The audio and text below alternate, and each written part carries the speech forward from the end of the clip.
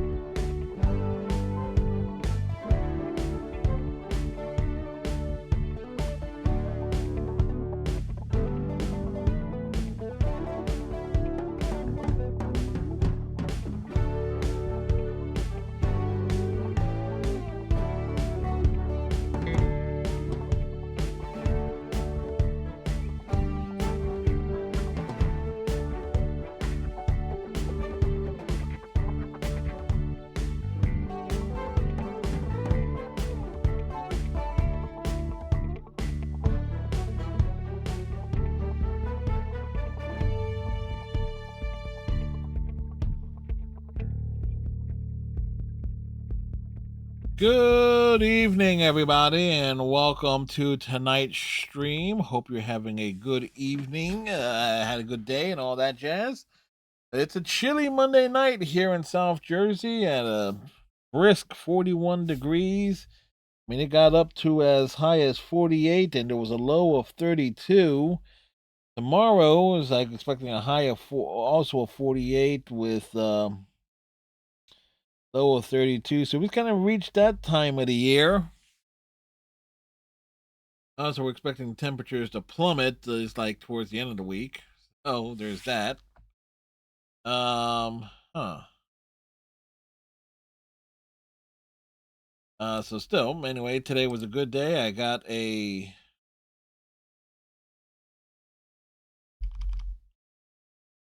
story written. That Resident Evil. What was it? Silent Hill crossover. I managed to get that done.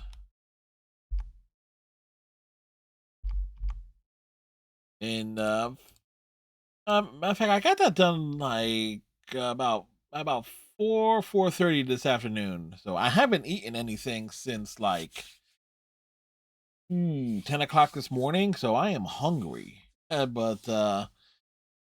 But yeah. So there's that. Work was pretty solid this evening. No complaints there. It's like we're still working on that healthcare assignment. That worked out. And next ficlet on my commissioned agenda list of things is Indiana Jones related, and with that, I think I would be completely caught up for the first time since probably since early mid 2023. I want to say. I think would have been the last time I was would have been this caught up on my writing and everything there. So that's the thing. Yeah. I also decided to put together the top 10 list of games that I played this year that I have never played before. So obviously we played a lot of games. We on stream we've played and finished at this point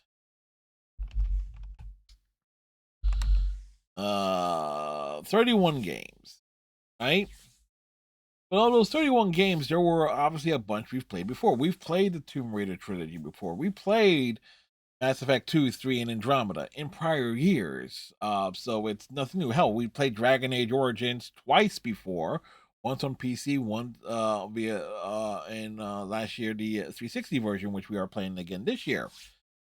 So, factoring out games that I have played before, I decided to like, okay, what will be my top 10 games that I have never played before this year? And so it took me a while. So number one was Metaphor Refatazio. That's my that by default that is my game of the year, right? And keep in mind we've also like we put it's like well it was like why is that? It's like it came out last year, yeah, but I played it for the first time this year, and it was just a fantastic journey from start to finish. Oh,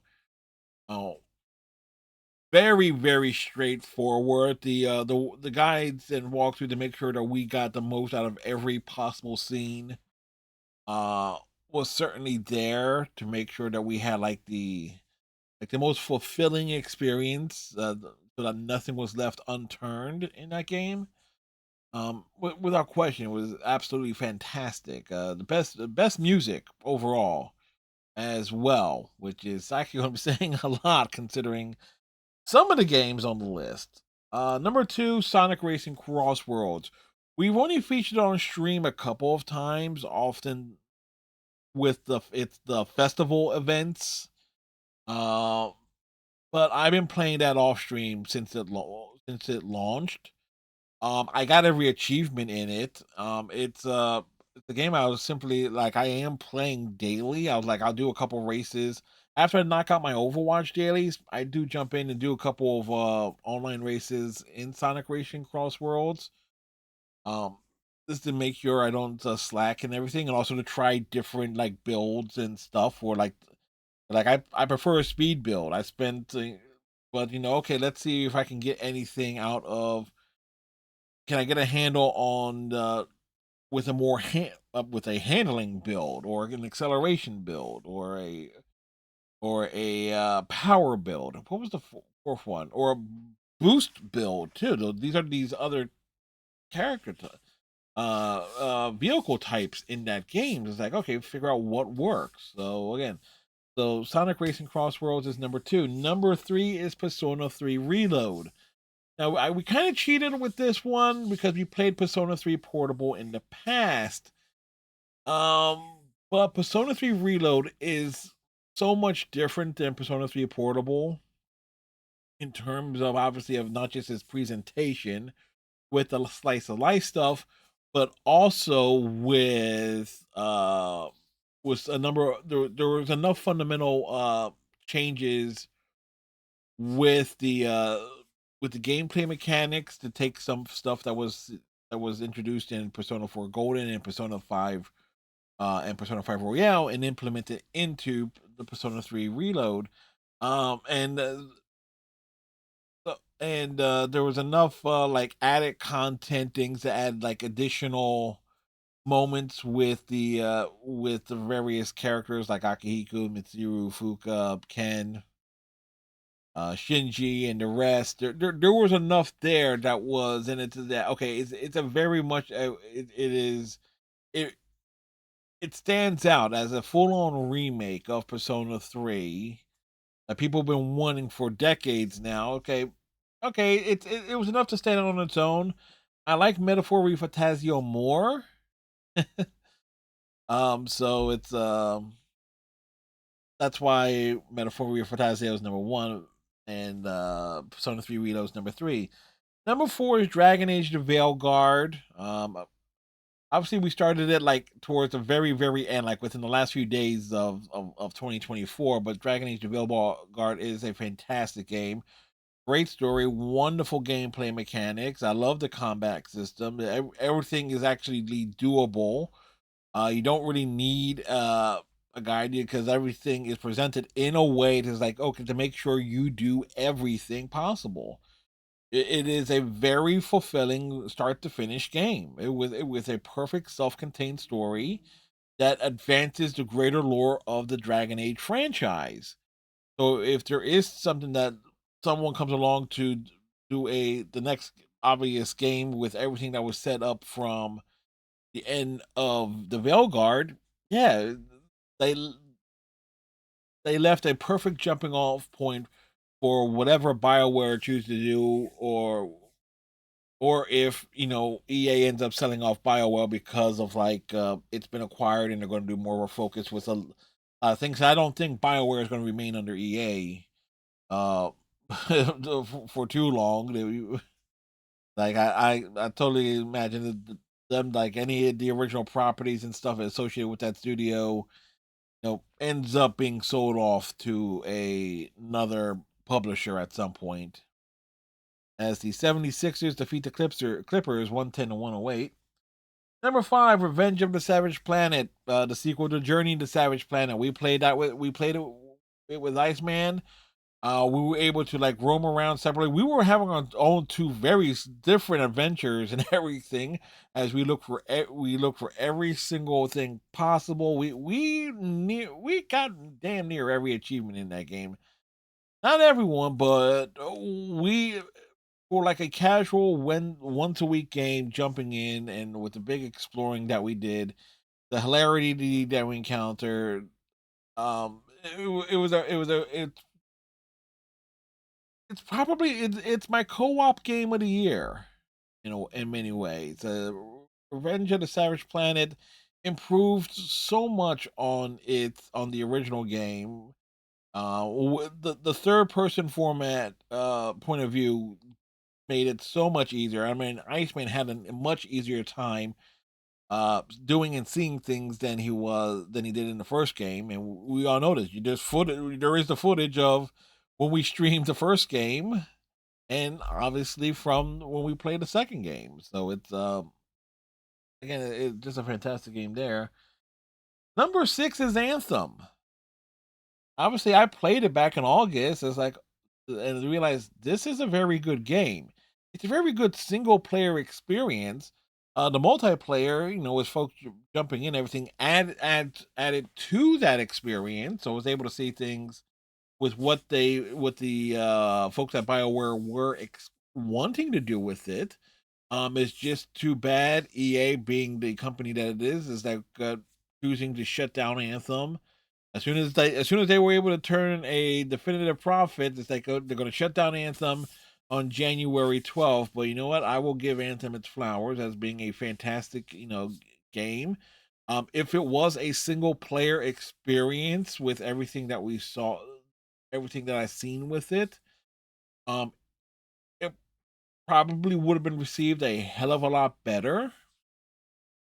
But is what it is. It wanted to be a Destiny 2 clone, you know, c'est la vie. It's like, hopefully there maybe like, okay, you'll be able to play the campaigns and stuff off stream.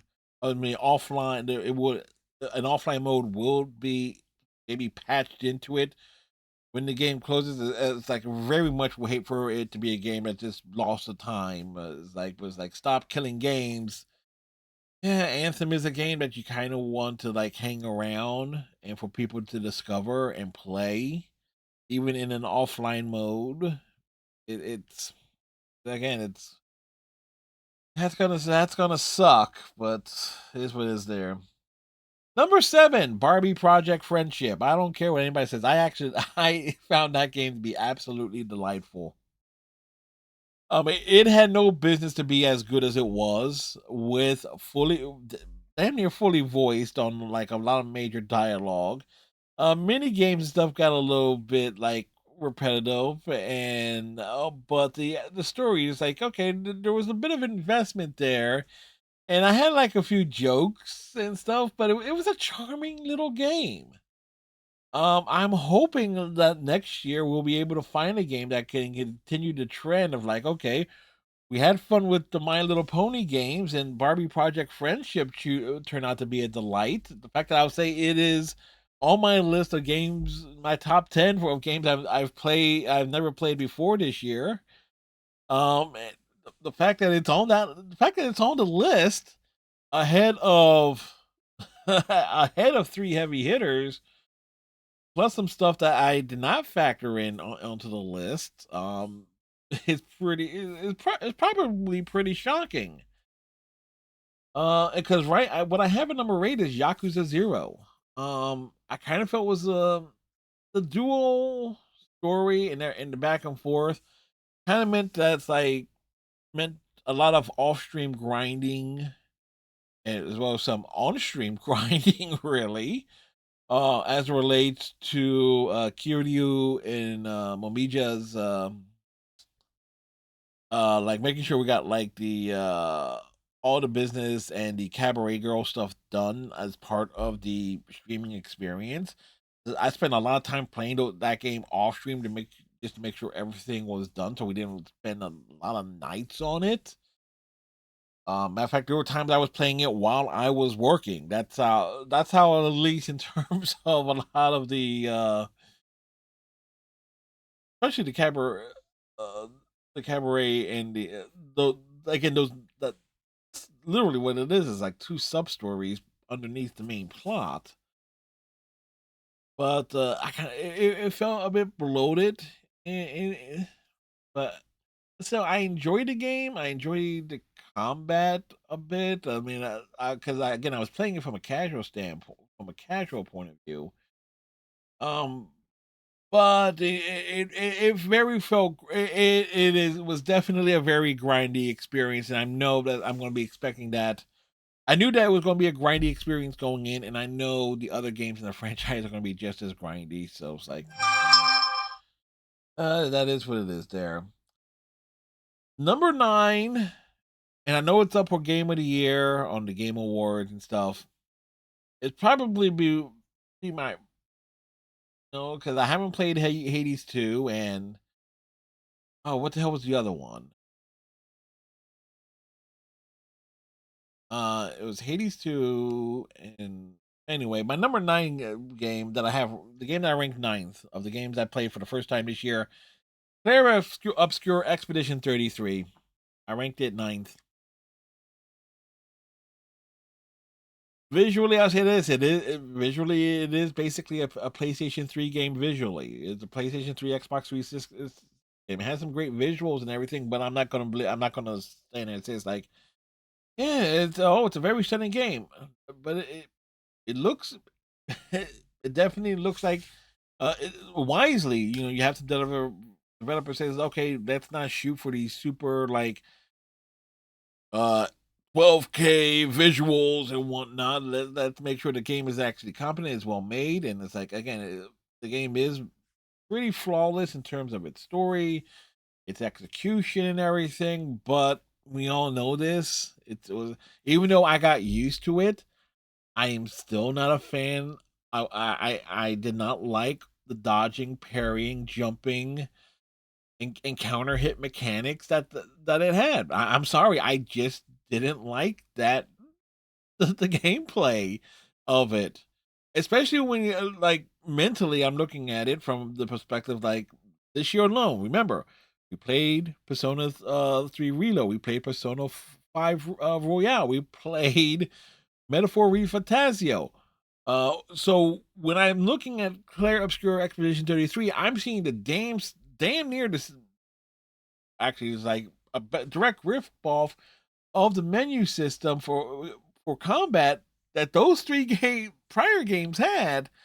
Like it took so much of a mental adjustment by the time I actually got used to it, and even then, what I ended up discovering like this how freaking beefy a lot of like the random enemy encounters could end up being.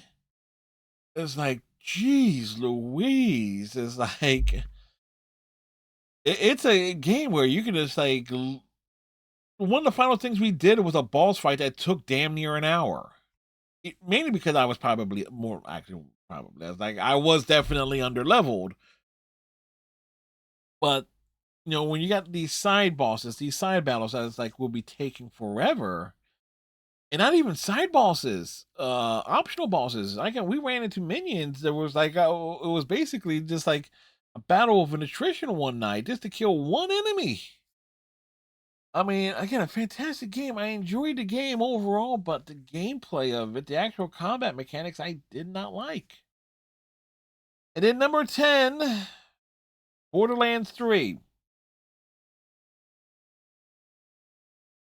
Now, games we played co-op. on this list, and I'm putting Borderlands 3 there. It's like, why don't I put Gears of War Reload on there? Uh, because we play technically we played that game Gears of War. We've played twice before. Or Gray Sparrow, thank you very much for the follow. Hopefully you're having a great day. I appreciate that you are loving the vibes here. So anyway, yeah, so it's like I have a bit of a rant here this evening. But anyway, my game that I have ranked 10th this year, a game that I did not play prior to 2025, Borderlands 3. I enjoy the story of Borderlands 3. I enjoy the solo gameplay of Borderlands 3. But considering I went into that game wanting to play it co-op with Stryker, and we had so many problems, not just with the co-op on that, but the damn Echo Cast feature barely worked. Hell, when we had that one instance of a rather know-it-all player that just wanted to show off all their gills and all the stuff and how overpowered they were. It was like there were so many damn issues with Borderlands 3. It wasn't even funny. I was like, I finished it solo. I didn't do its DLC yet. I intend to play its DLC. But I really wanted to like it. I love the antagonist. Tyreen is probably my favorite antagonist. Like, if you wanted somebody to succeed, Handsome Jack as like a constant voice in the ear and type of antagonist for Borderlands as a franchise, Tyreen was absolutely epic. She was better than Jack in every way possible. I mean, I love the gun that I really used where she was just calling back and insulting me the entire time. It's like, that's just fun. That was just charming.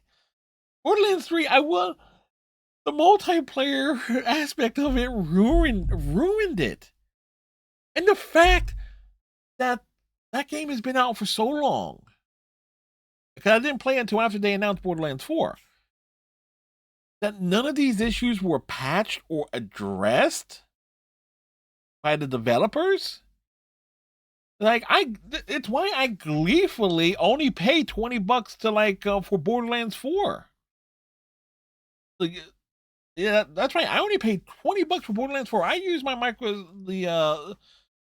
Microsoft points and everything for it. So it's like, you know what? You're not getting you're not getting me to pay like, what was it, like 150 for like the ultimate version of Borderlands 4 with everything, some ridiculous price. You know what? You're not gonna get me to pay that much for it. It's like, you know what? $20, because $20 is exactly what I paid for Borderlands 3, Borderlands 2, Borderlands the pre-sequel, Borderlands 1 Game of the Year edition. Yeah. 2K and that what's that? Randy Pitchford will never get me more. Randy Pitchford will never get me to pay more than $20 for any game that he's involved in, ever. Oh, anyway, some other memorable, notable games that I played for the first time this year. Some of which I played on stream, some of which I didn't. Rotato, awesome little roguelike game. I got every achievement on that. I mostly played that off stream. Doctor Who Edge of Reality as a Doctor Who, tie-in game. There's very few Doctor Who related games out there. I thought it was good for what it was. Star Trek Legends as a console version of a mobile game. Again, I was not expecting much, but it had a fine story and granted very repetitive and grindy as one would expect. But you know what? Everything that was released in its mobile version was included in like in the definitive version of a mobile game that got a console release. Okay, fine for what it was. The casting of Frank Stone we did play on stream. As a game that it does a lot of heavy lifting lore building for Dead by Daylight. Because Dead by Daylight, if you actually look into the lore of that game, it has a fantastic story. You don't know about it unless you're looking at the character descriptions of the survivors and the killers. So the casting of Frank Stone does a fantastic job of not just explaining like everything with the entity and the survivors and stuff like that.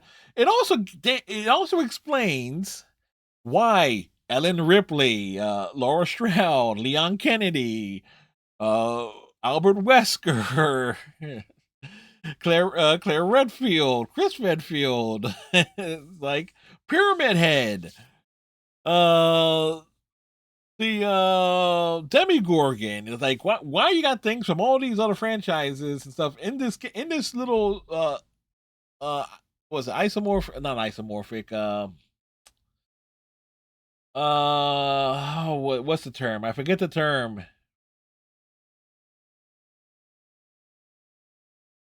Anyway, in this little 4v1 survivor horror game. So the lore is there. It has everything that one could ask for, and so the fact that they have a spin-off game that explains all that is actually real clever. And I actually look forward to replaying the casting of Frank Stone at some point in time. Team Sonic Racing, I thought it was a good, it was fine for what it was, but anyway. And of course, I will run down the list of other stuff that we have played this year. I might rank like we might save that for another conversation. But anyway, what we are here for this evening is the continuing adventures of Stocky the Dwarf with Dragon Age Origins. We are continuing our adventures with that this evening.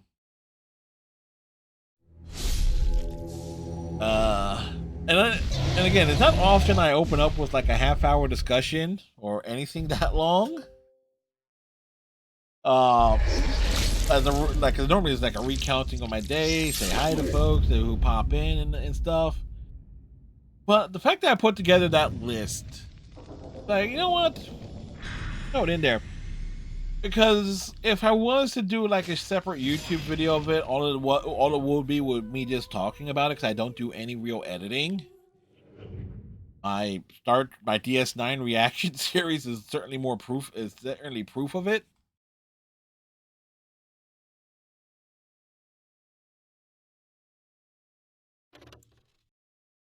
But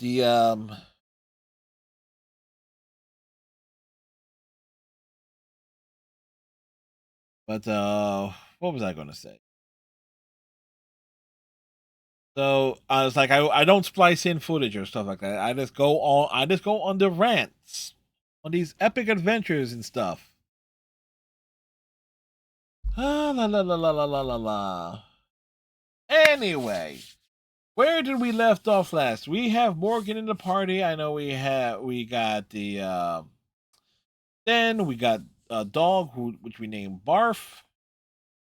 We got Liliana. We were still in that village when we left off on Saturday night.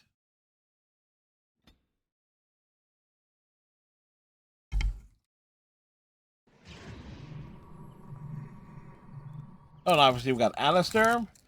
I do have one goal with this game. Well, obviously the big goal of this game is to make all the asshole choices with on terms of stuff we have done before. Gotta side with the werewolves, gotta save the anvil, things of that sort. So like we know that. Side with the Templars. Again, it's like, yeah. Yeah, shit. But we also need to make sure we get our dwarf to hook up with Morgan. I do know in the third playthrough, we're going to go female mage and hook up with Alistair just to get him to like be more open to mages.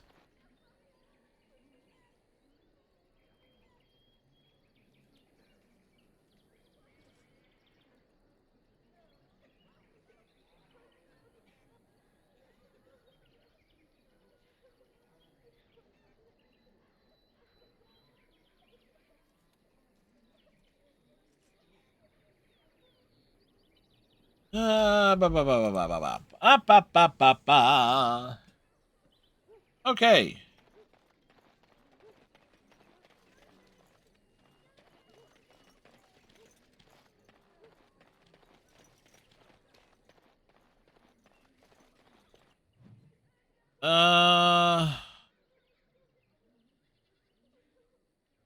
Most of our stuff is over there.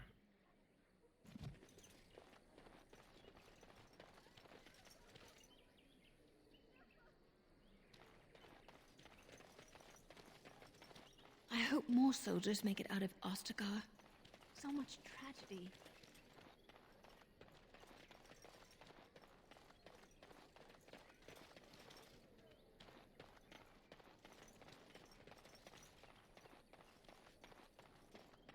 Alright, so we're walking this way.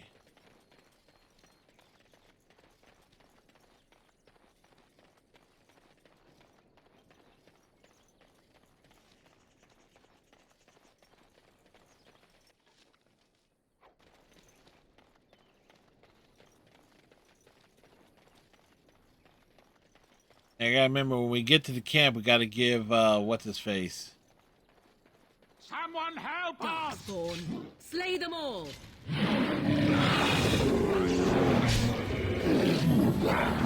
We will slay them all! Defend yourself!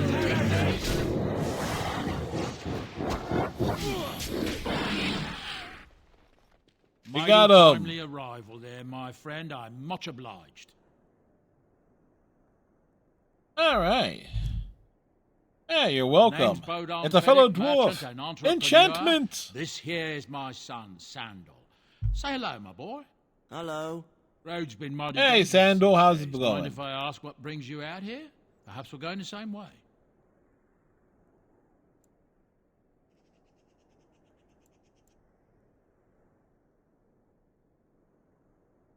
Yeah, it's a bit complicated, but you're welcome to come along. Complicated? Somehow I imagine that only says a half of it. Thank you for the offer, but there may be more excitement on your path than is good for my boy and me. Allow me to bid you farewell and good fortune. Goodbye. Now then, let's get this mess cleaned up, shall we? I hope I didn't just screw that up.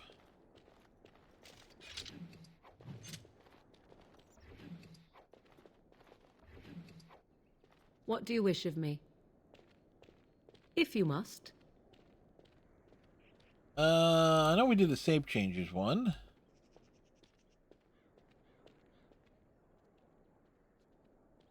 Did you grow up in the Kochari Wilds? Why do you ask me such questions? I do not probe you for pointless information, do I? You can probe me anytime you want. Beg pardon then while I jump for joy. What is it you asked if I grew up in the wilds? A curious question. Where else would you picture me? For many years it was simply Flemeth and I. The wilds and its creatures were more real to me than Flemeth's tales of the world of man. In time I grew curious. I left the wilds to explore what lay beyond, never for long. Brief forays into a civilized wilderness. And you remained unnoticed? For the most part. Flemeth taught me well. For all that I had been taught, however, the truth of the civilized lands proved to be overwhelming. I was unfamiliar with so much. So confident and bold was I, yet there was much that Flemeth could never have prepared me for. Oh, very daring. That sounds like you. Equal parts daring and foolhardy, perhaps. Only once was I accused of being a witch of the wilds, and that by a chastened who happened to be travelling with a merchant caravan. He pointed and gasped and began shouting in his strange language, and most assumed he was casting some curse upon me. I acted the terrified girl, and naturally, he was arrested. That was some quick thinking. Men are always willing to believe two things about a woman. One, that she is weak, and two, that she finds him attractive. I played the weakling and battered my eyelashes at the captain of the guard. Child's play. The point being that I was able to move through human lands fairly easily. Whatever humans think a witch of the wild looks like, 'tis not I. Not that I did not have trouble. There are things about human society which have always puzzled me, such as the touching. Why all the touching for a simple greeting? Were you upset by all the bad touching? At least with that sort of touching, I would have been able to intuit the intent with far greater ease. There were many nuances that Flemeth could never tell me of. when to look into another's eyes, how to eat at a table, how to bargain without offending. None of these things I knew. I still do not understand it all, truth be told, but then I gave up long ago any hope of doing so. When I returned to the wilds last, I swore to Flemeth that I had no intention of leaving again. Well, I guess the joke's on you then. You were a fine one to be pointing out the humour of fate. Shall we examine your predicament on the whole? Let's not. Me? I prefer the jest on me to the jest on you. Well, let's get on with it before the ground opens up and swallows us, yes?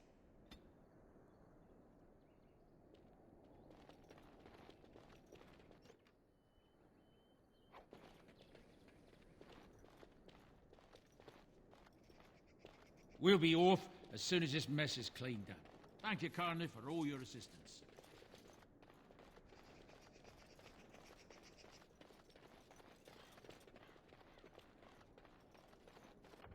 You know, that reminds me, because the audio is just driving me nuts. Because the audio has a bit of a popping issue with it whenever there is, like, spoken dialogue.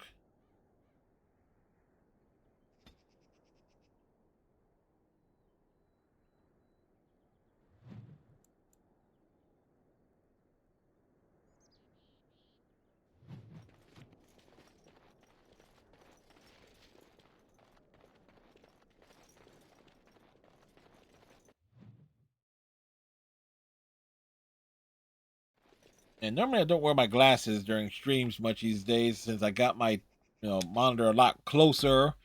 Suppose. Alrighty.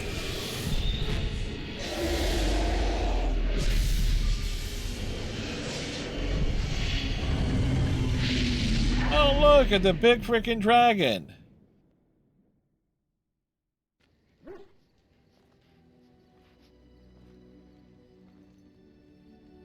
Why for am I sleeping on the cold, cold ground? Must have been something I ate. Drank more like, as in the tainted blood, remember? You see, part of being a Grey Warden is being able to hear the Darkspawn. That's what your dream was, hearing them. The Archdemon, it talks to the Horde. And we feel it just as they do. That's only, like, it doesn't talk to Morrigan. Oh, you said Horde, not whore.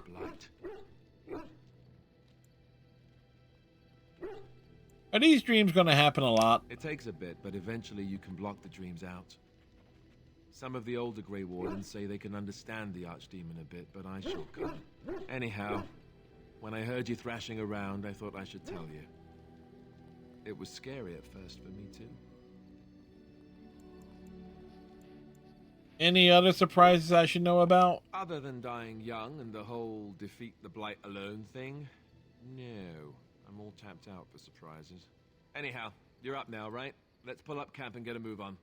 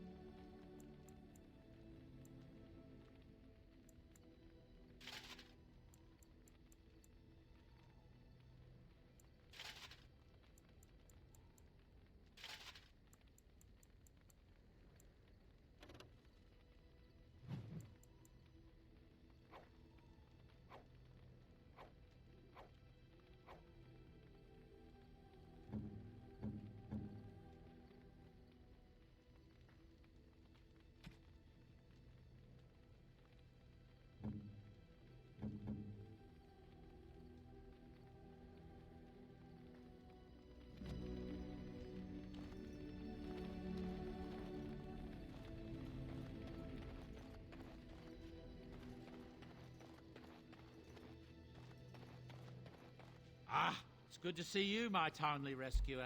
My boys! Aesthetic at your service once again. I saw your camp and remember the kind offer that you made the last time we met. And Which is was there just a few anywhere minutes ago. for a poor merchant and his son to sleep? I think not. I'm perfectly willing to offer you a fine discount for the inconvenience of our presence. How does that sound? Good? Yes?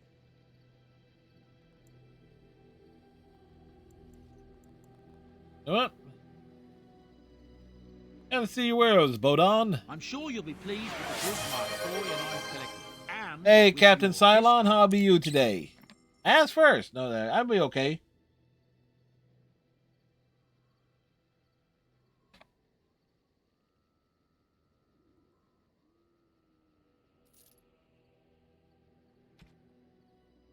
We are probably going to spend a lot of time talking with Morrigan right here. You should be hydrating. Well, you redeemed hydrate, so hydrate. Hydrate. Hydrate now. Do it. Do it now. I hydrated.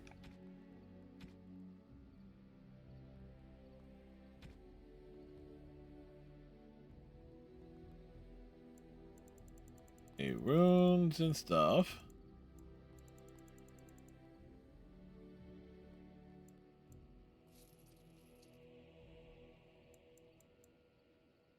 Hydrating, hydrating. Yes. And remember which of these we got to give to.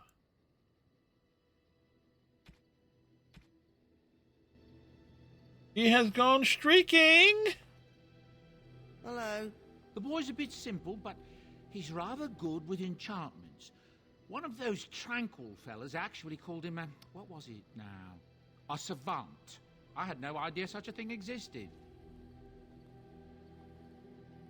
What enchantments does he He do? can fold lyrium into almost any weapon or piece of armor, though naturally some of the more extravagant materials will take more lyrium than others. It's a process that some of the master smiths back in Orzammar will perform, but my boy here is just as adept at it. Isn't that right, boy? Enchantment. And there you have it.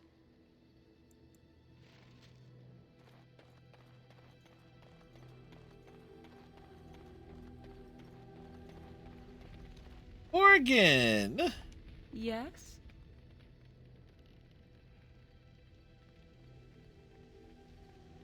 I would like to ask you something. Have you ever been hunted by the Chantry?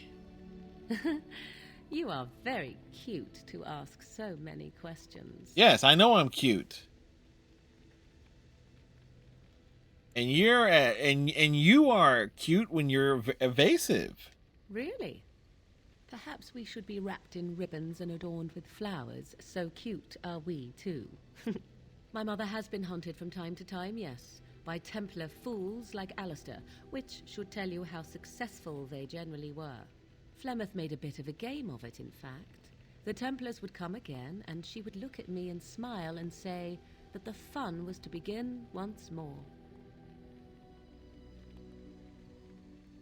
You really had no trouble with them? I am unsure. I was too young to understand, and perhaps 'twas bravado on Flemeth's part, or perhaps she was merely amused. I will never know.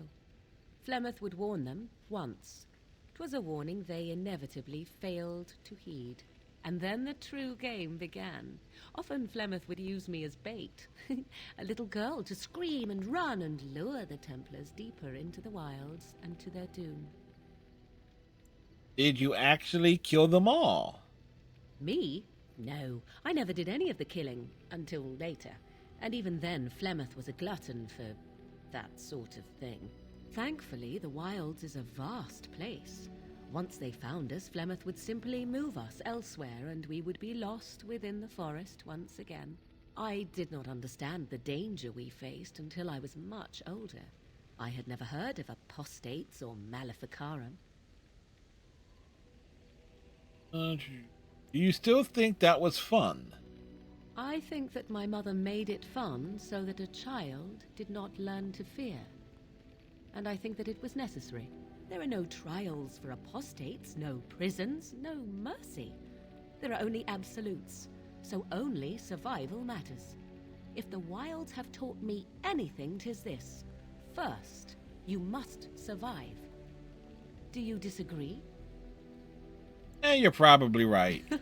An enlightened view, or at least an agreeable one.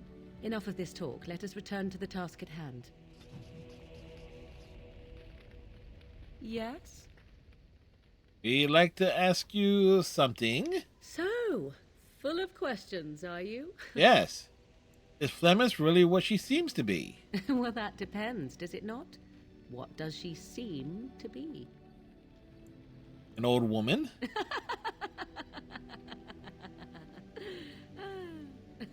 Oh, she is certainly old. Have no mistake of that. Tell me, how much do you know of the tale? The one that the chastened still tell of my mother, to frighten them into obedience. I'm more interested in the truth. I can relay what Flemeth once told me herself, and you can decide whether or not 'tis the truth, if you desire. That sounds As interesting. the tale is sung by the bards. There was a time when Flemeth. I like the fact that we're having to look up at her, which is fair actually in a land of great view barbarian angle. men, the desire of any who saw her. Just how long ago is this? Many centuries before this land was even named Ferelden. The tales say that Flemeth fell in love with Osen the Bard and fled the castle of her husband, the dread Lord Conabar, and that he swore vengeance for her infidelity. In truth, I don't notice Mother that the little claims like this was wooded Osen who like was her husband, curtain and thing on the Conabar, top the jealous wood lord, beam who does not looked on move, from but the rest of the afar. scene Lord does. Conabar approached young Osen and offered him wealth and power in exchange for his lovely wife. And Osen agreed. Seems like a fair deal. Aye, it was. 'Twas Flemeth who suggested the arrangement in the first place. All would have been well had Lord Conabar kept his end of the bargain. But he was a foul man who bargained with coin he did not possess. Osen was led off to a field and slain, left for dead. Flemeth spoke to the spirits and learned of the deed, and swore revenge. He spoke to spirits or demons? Spirits first, and 'twas they who slew Conabar. Flemeth did not turn to the demon until much later. Lord Conabar's allies chased Flemeth, you see. Chased her to the wilds, and there she hid. There she found the demon, and he made her strong. The legends all speak of the great hero Cormac, he who defeated Flemeth. Yeah, and her Cormac great with army a when putz. she invaded the lowlands centuries later. All lies. Which, she never invaded or he never defeated her? The truth of the matter is that there was never an invasion. As Flemeth tells it, the Chastened never raised an army under her banner, and she never fought with any warrior named Cormac. Cormac led a brutal civil war against his own people, and later claimed it was to vanquish evil that had taken root amongst the lords. Thus, he was hailed a hero. Flemeth was only attached to the legend All much politics. later. Perhaps 'twas due to the great war with the Chastened that eventually came, but Mother claims not to know how it began. The legend tells of Flemeth having many daughters. You ask if I have sisters. I have asked of this myself. The stories tell of many witches of the wilds after all, not just the one, and these tales existed long before I did. Flemeth refuses to speak of other daughters, if they existed, so should I believe I am her first? I doubt that too. Why would she refuse to speak of them? The Chastened tell of a falling out between Flemeth and her daughters. They say that one day she hunted them all through the wilds and ate their hearts. It may be true. I have never seen another witch or heard Well, we of know them. it's not technically Perhaps true. one day Flemeth will eat my heart as well. No, we can safely say that does not happen.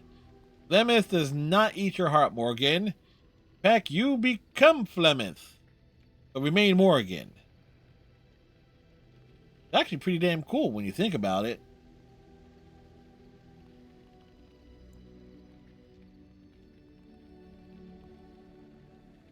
How is it that Flemeth has survived for so long? The demon within her has transformed her into something else. An abomination, perhaps some would say. I know not. I only know my mother is clever, and she is part of the wilds as it is part of her. But she is no immortal. She bleeds.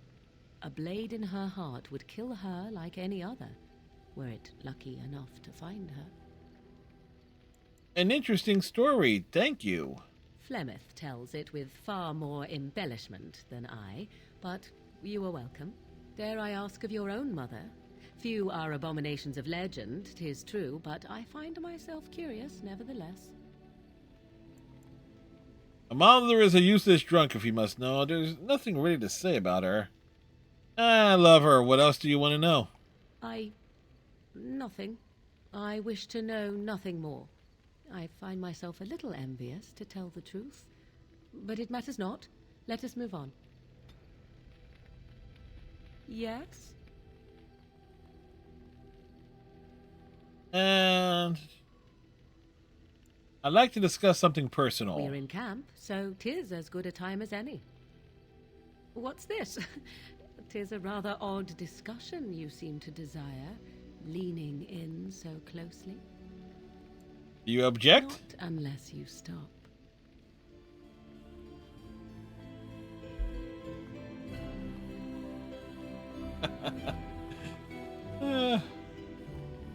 She approves. +4.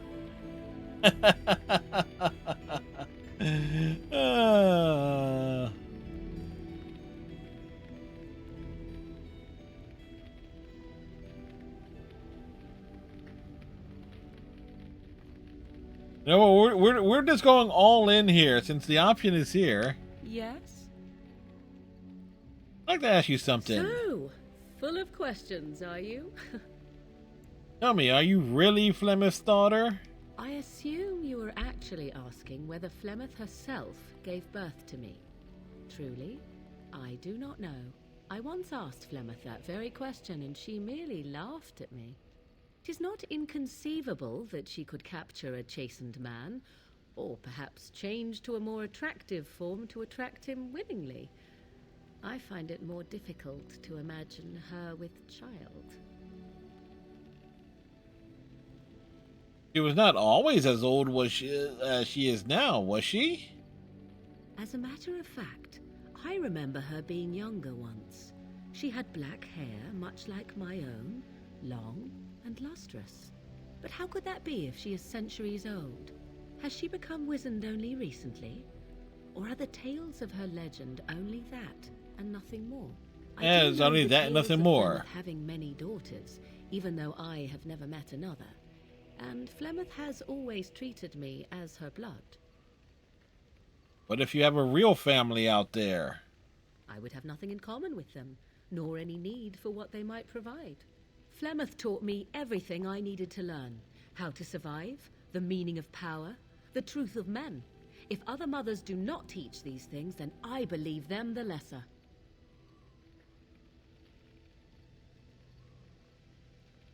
Now I see where you get it from. I shall take this as a compliment. Was it meant as such? Of course. How interesting. You agree that love is a weakness, then? Take yourself. You do not honestly desire such things from me, do you? 'Tis better to be free of such cloying and cluttering delusions as love. You're right. Love is so unnecessary. There. I am glad you agree. I tire of this discussion. Let us move on, shall we?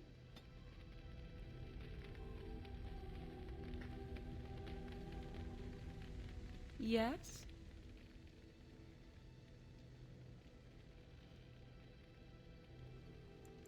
We are in camp, so 'tis as good a time as any. Ah, such a romantic, I see. Okay. Yes, we got the romance there. So we want to make sure we get this right.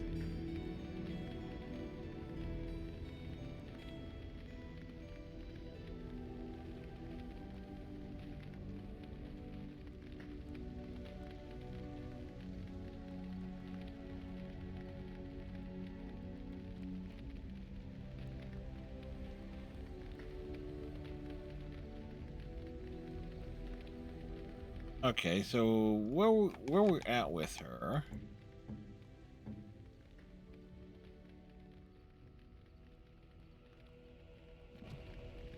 Yes?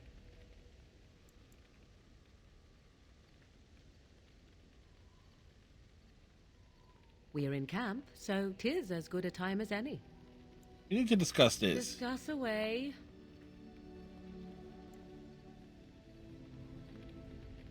Okay.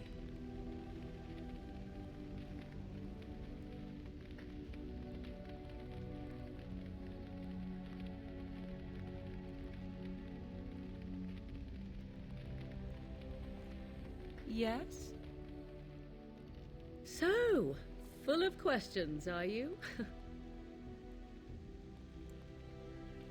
Yes?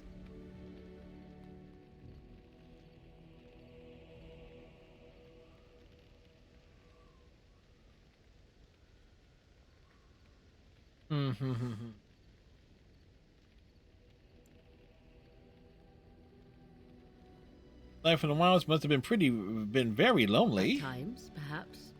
A world full of people and buildings and things was all very foreign to me. If I wished companionship, I ran with the wolves and flew with the birds. If I spoke, 'twas to the trees. That sounds wonderful. For a time, but one can only remain a child for so long. I recall the first time I crept beyond the edge of the wilds. I did so in animal form, remaining in the shadows and watching these strange townsfolk from afar. I happened upon a noblewoman by her carriage, adorned in sparkling garments, the likes of which I had never before seen. I was dazzled. This, to me, seemed what true wealth and beauty must be. I snuck up behind her and stole a hand mirror from the carriage. It was encrusted in gold and crystalline gemstones, and I hugged it to my chest with delight as I sped back to the wilds. I can't imagine Flemeth was pleased. She was not. Flemeth was furious with me. I was a child and had not yet come into my full power, and I had risked discovery for the sake of a pretty bauble. To teach me a lesson, Flemeth took the mirror and smashed it upon the ground. I was heartbroken. But you were a child. You were just a child. And a foolish one. Flemeth was right to break me of my fascination. Beauty and love are fleeting and have no meaning. Survival has meaning. Power has meaning. Without those lessons, I would not be here today, as difficult as they might have been. They made you stronger, didn't they? They did indeed. To return to your original question, perhaps my time in the wilds was indeed lonely, but such was how it had to be. I find myself at times wondering what might have become of the girl with the beautiful golden mirror, but such fantasies have no place amidst reality.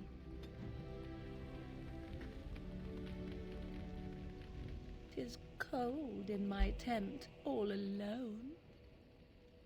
Well, we can't have that.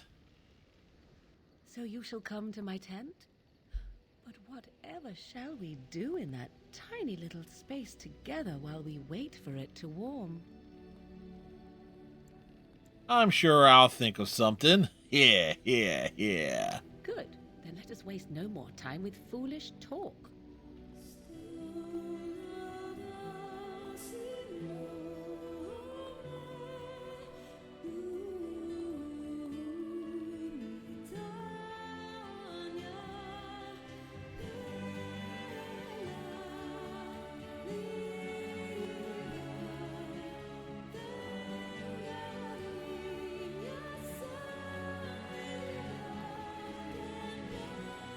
Well, Morrigan likes him short and stocky.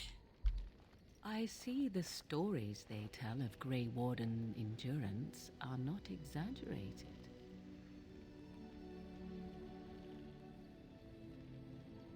Do you really need to talk? Oh, finished with me now, are you?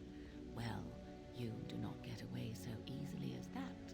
I will have my way with you until I am satisfied, out of a sense of fairness, if nothing else.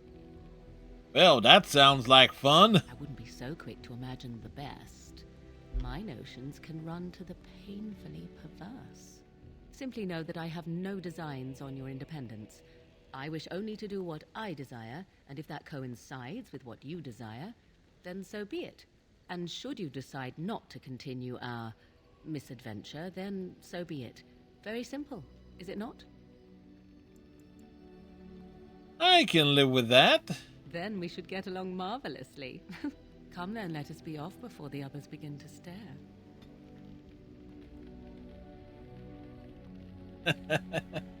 Yep.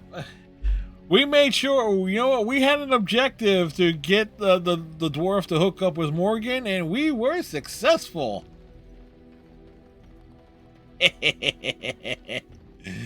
Alrighty. So we have enough of the dialogue there. You're a hard man to find. Where are my manners? The name is Levy Dryden. Did Duncan ever mention me? Levy of the coins? Levy the trader? I'm Stocky. I've never heard of you. Really? He never told you of old Levy? We've known each other for years. But here I am carrying on while you have a blight to stop. Don't want to waste your time. But you see, Duncan promised that together we'd look into something important for the Wardens. And for me. But poor Duncan's... well, no more. A tragedy it is, at that. But I know he would want his work carried on. His pledge fulfilled. Alright, what promise did Duncan make to you? My family, well, past a bit checkered, to see. Nobles look at us with disdain. My great-great-grandmother, Sophia Dryden, was the last Warden Commander of Ferelden back when the Wardens were known as freeloaders. So King Arlen... Well, it's like they're always freeloaded. House Dryden's land and titles. Oh, that's a bit drastic, isn't it? And then some. Not much is known about that time. After King Arlen died, there was a civil war, loads worse than this one. And our family was on the run, hunted by enemies, with nary a friend in the world. But Drydens are tough. We rebuilt, became merchants, and we never lost our pride. So what favor did Duncan ask of you? I asked for the truth. My family reveres Sophia Dryden. We know she died at the old Grey Warden base, Soldier's Peak. We want evidence to clear her name. It won't restore our land or our titles, but it'll restore our honor. I've never heard of Soldier's Peak. Well, no one's been to Soldier's Peak since Arlen's days. At least none that's come back. I spent years mapping the maze of tunnels to the peak, and I found the way a few years back. So I went to Duncan, and I said that he could reclaim the old base. Hey, and my Striker. family could have its honor.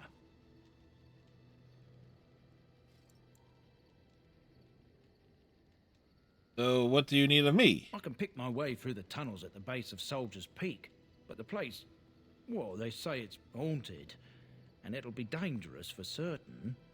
Will you think on it, at least?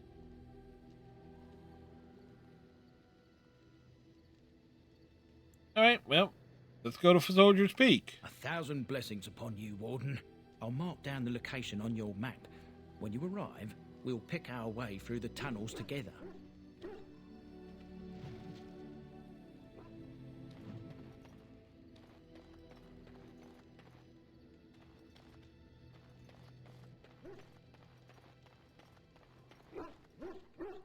Oh, why, you little...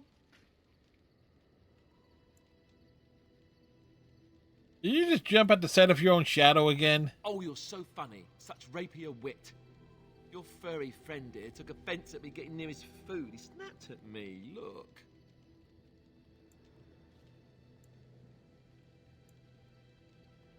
That's hardly any blood drawn. No, he shouldn't have. Sometimes I forget that he's a war dog. That'll teach me.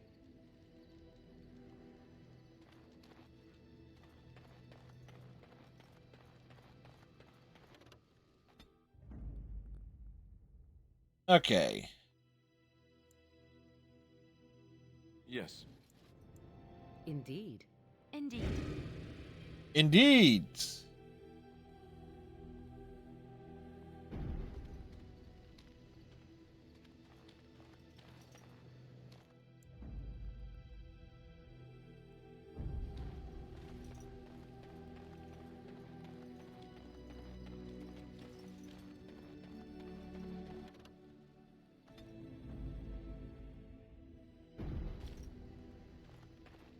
Okay.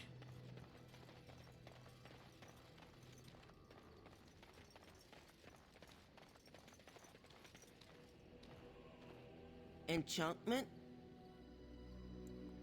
Oh, certainly, I can do that for you. Just come with me.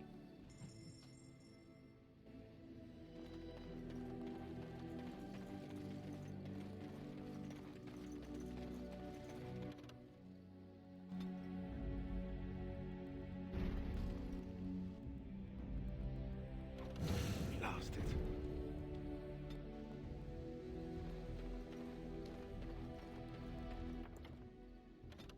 Okay, so we have a bit of a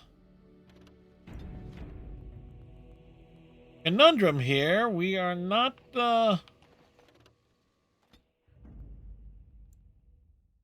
Yes. Indeed. Blood and damnation.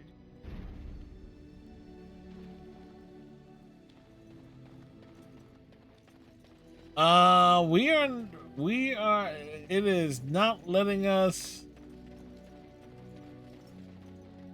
exit here. Do we break the game?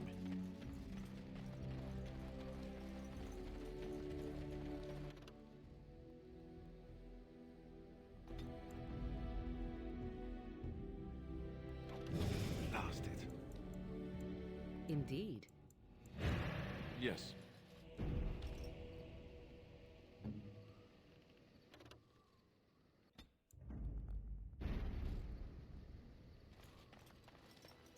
Warden.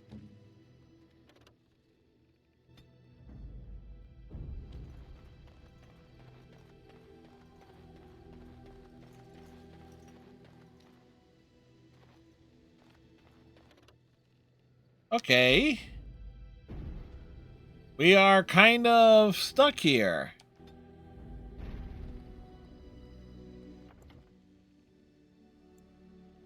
Okay,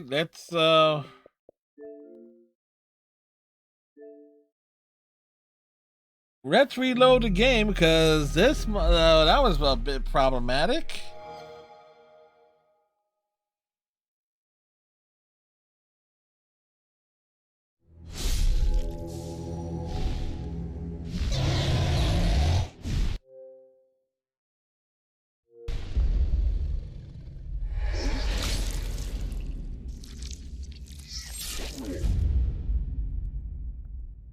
Never seen that happen in the prior playthrough from last year.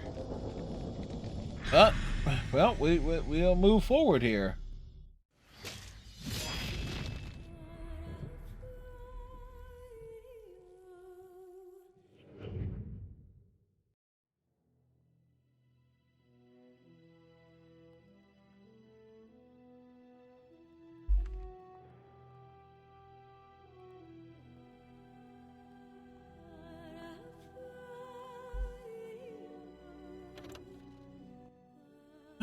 Da, da, da, da, da, da, da, da, da.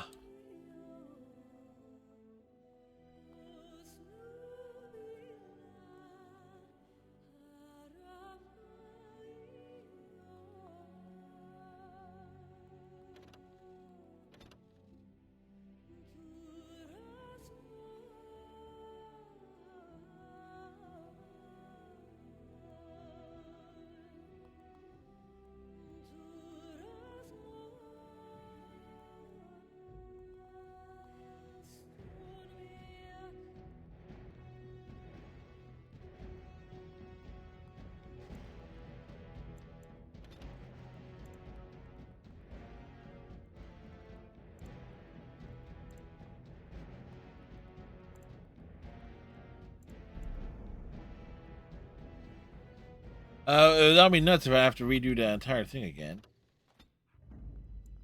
Yes. Indeed.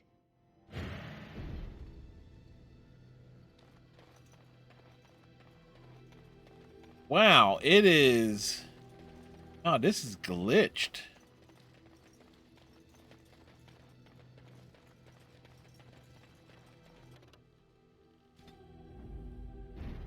What now?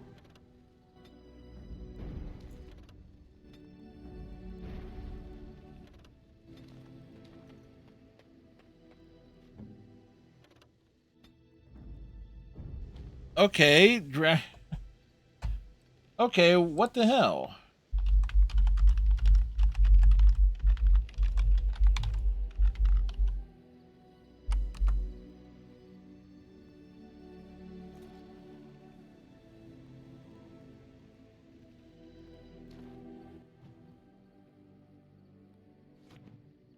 Okay, we'll try and leave it like this.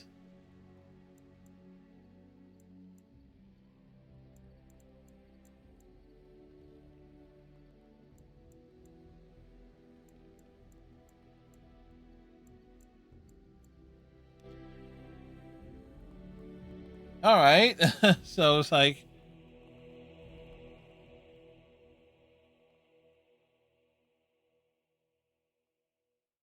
so I don't think we ever ran into that glitch before. Here we are. Soldier's Peak. Maker's breath. Look at the size of her. What a fortress. She's huge. I told you the map would get us through the tunnels.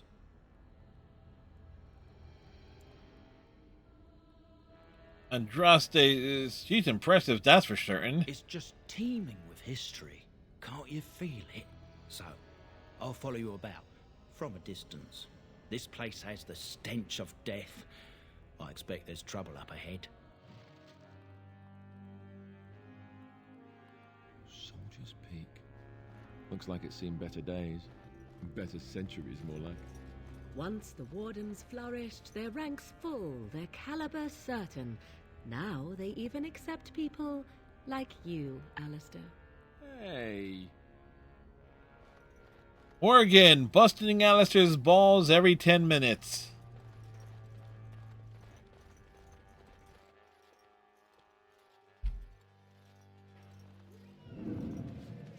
Fall back! Fall back already!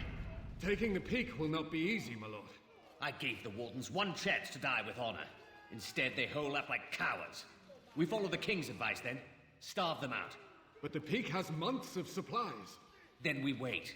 When they are too weak to lift their weapons, we will send them to their final judgment. What was that? It was a vision. Who's he there? I'm not mad, am I? You saw it too? I've heard an Orlesian ballad about something like this. A beauty trapped in a dream. In the song, Belisa never wakes up. Your prissy friend here is making me nervous, Warden. How's this even possible? The place must truly be haunted. World is full of mysteries. Yes, Warden.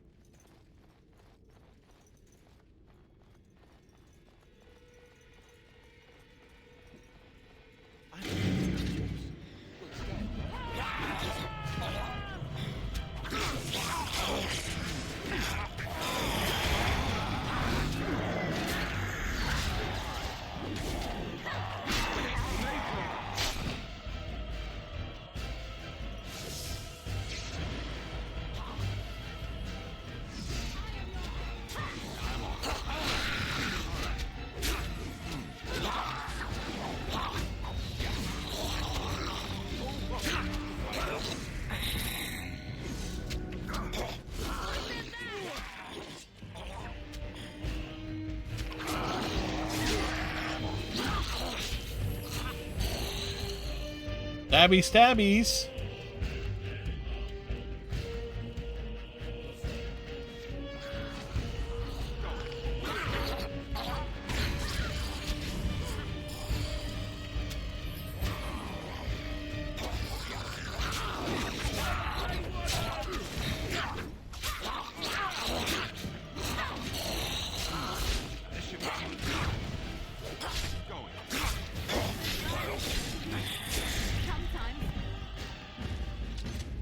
Okay.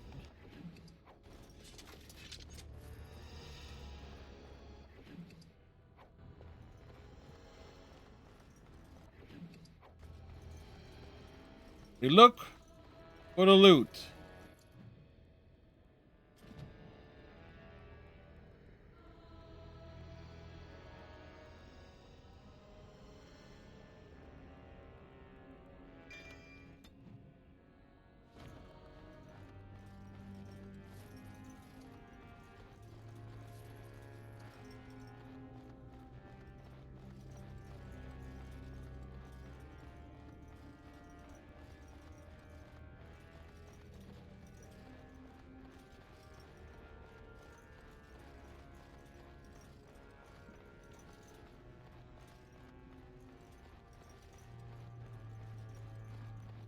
We will poke around.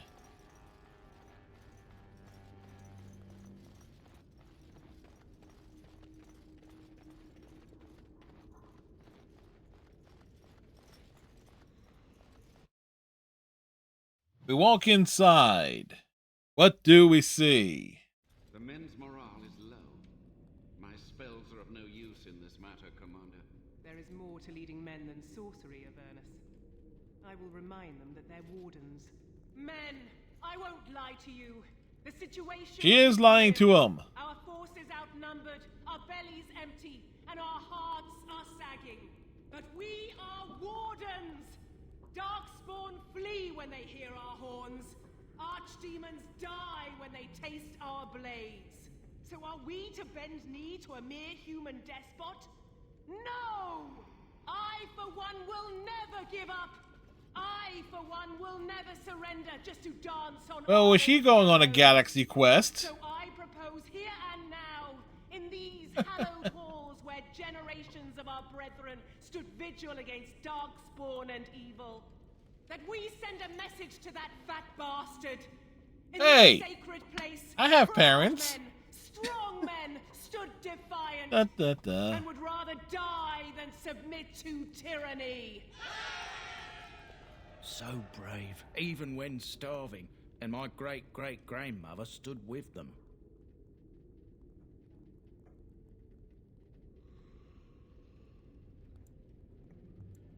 I can't believe the King Arlen was a tyrant. Not much is known of King Arland. The War of Succession that followed his death, now that was a piece of work. Lasted nearly a decade, and almost burned Denerim and the palace to the ground. Loads of history was lost, but maybe there's answers to that inside. But I've gabbed enough. Lead on, my friend.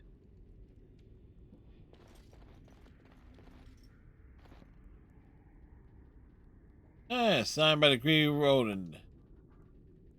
Names of the Fallen: Mello, Lopez, Eric, Jason, Alan, Arthur, David, Dustin, Ebinger, Farrell, Graham, Jason, Angley, Lucky, Mad Dog, Matthias, McGurk, Alyssa, Om, and Packrat.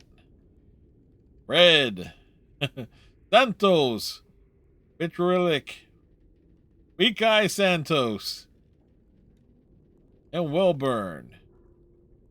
Okay.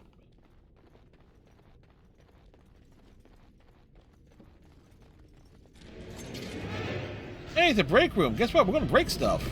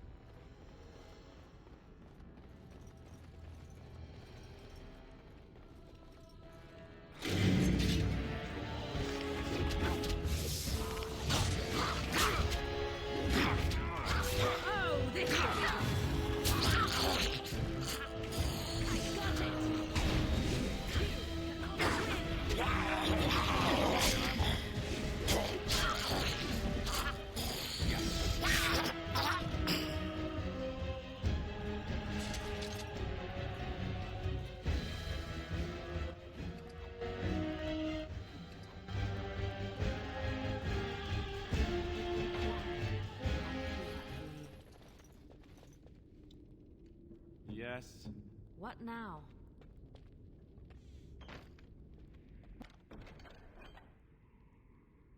What's next? What's next? Continue the jiggery pokery.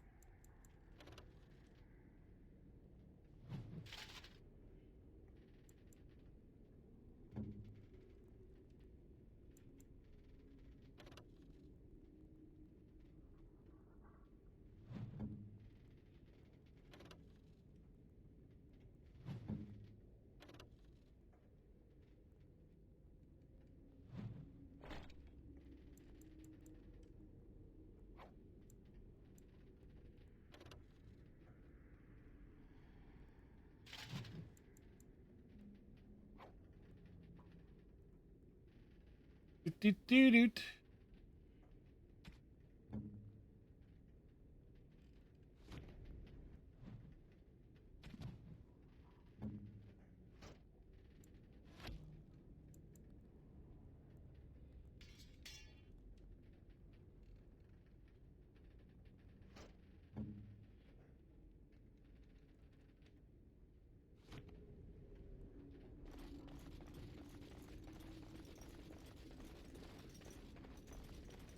Ah.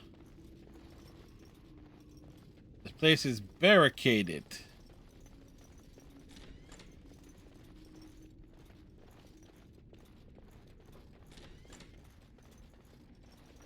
Everybody relax, we found the kitchen.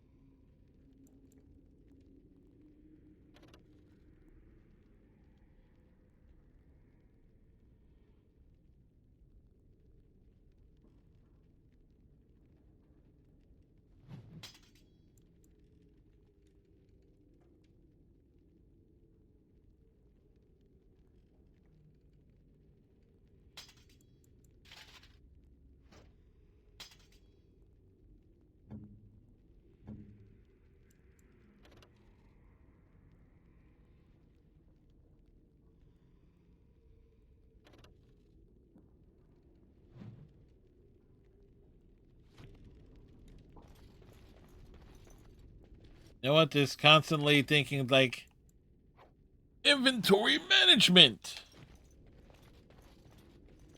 Oh, many of the Jet Rodriguez references. Like references to the Sandlot of all things.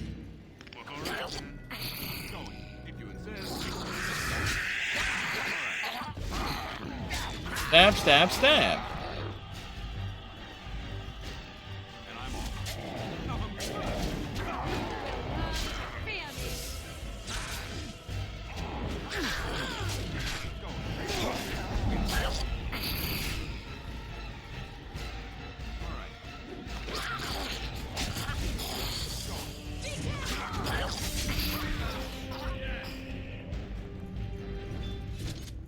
Okay. Be sure to loot the corpses.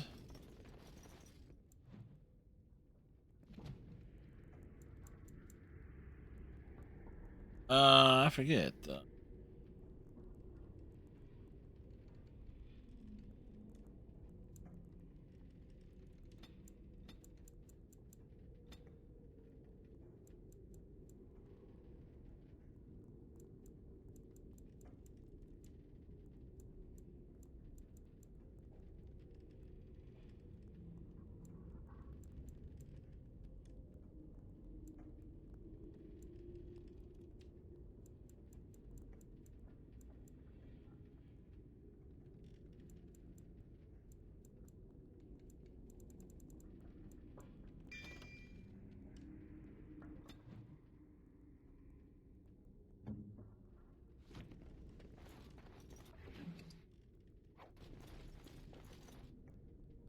book is barely burned. You can barely make out a word. The door won't hold, Archivist. Almost done. The truth must be told. What does it matter? We're dead. Friend Rebellion, so close. Thank you, Captain Cylon. A stillbirth. We never should have done it. Wardens aren't supposed to oppose kings and princes. Should we stand idly by? Another one. Rebellion? What's this about a rebellion? If only the book weren't burned.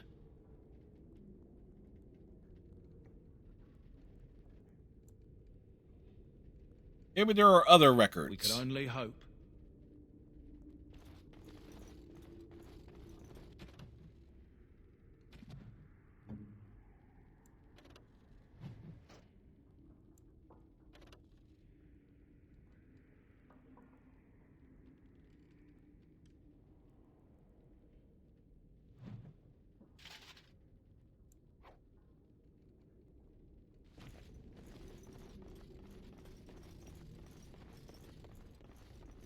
We're going to the second floor.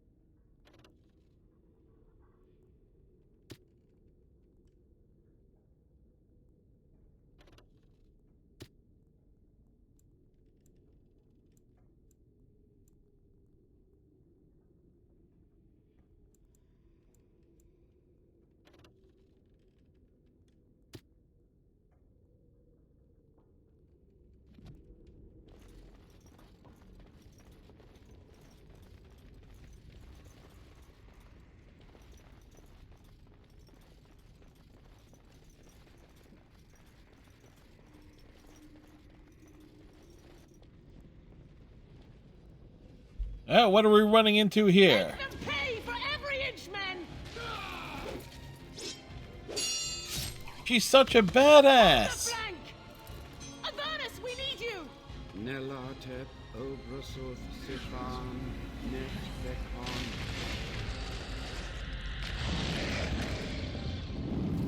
Andraste's blood!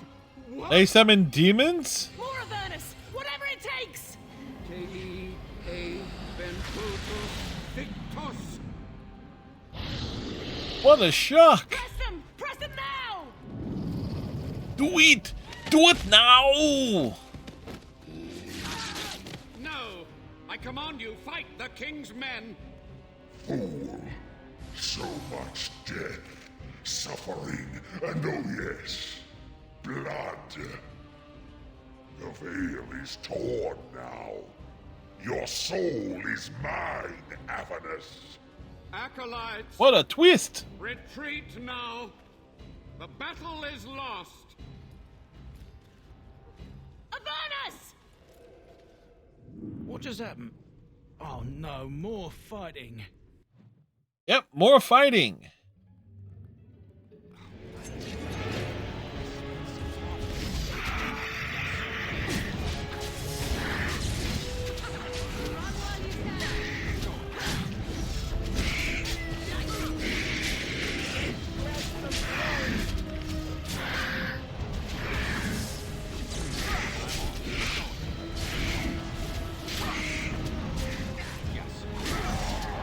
You know what?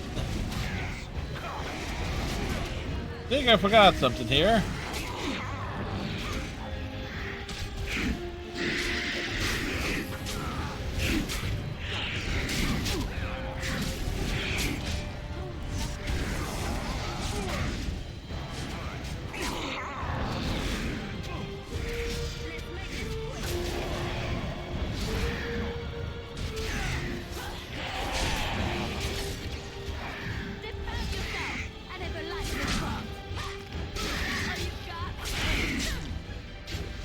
There we go. I forgot what needed to be done there. Summon demons. Can't believe it. And my grandma, she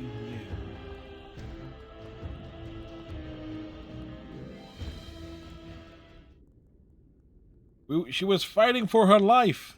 I believed that my family was better than that. But answers may lay up ahead.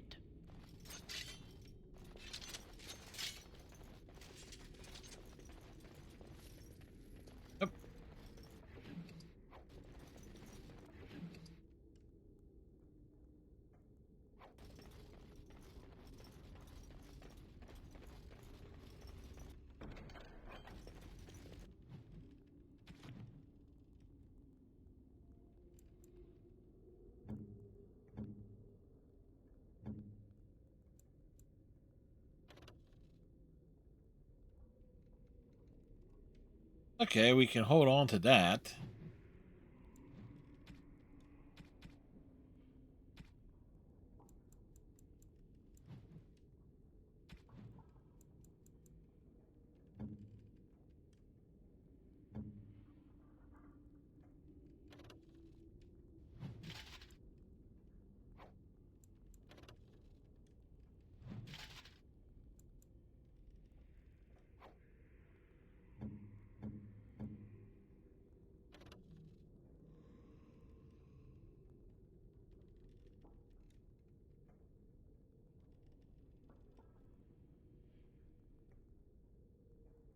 The perfect suit embodies the paradox of the bardic spy.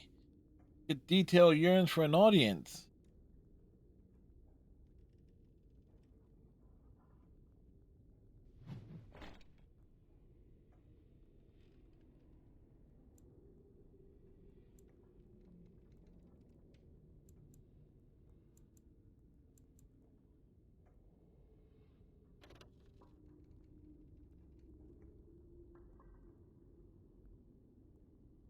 Wait, that's Liliana's outfit, isn't it?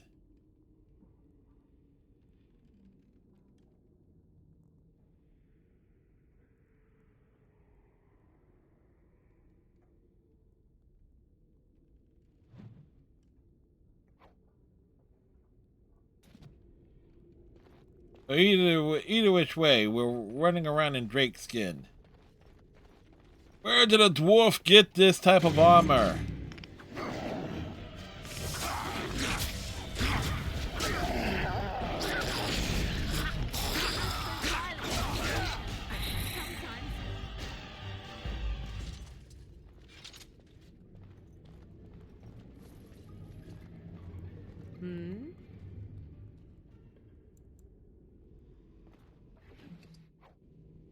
Great sword.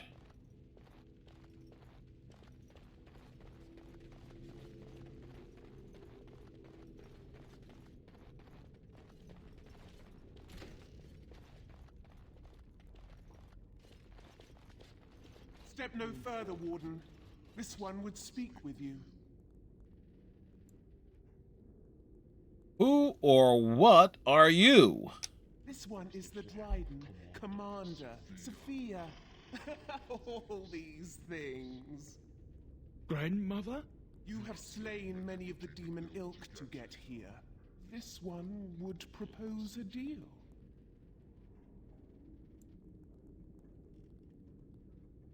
Ooh, Levy, I'm afraid your great-grandmother is possessed.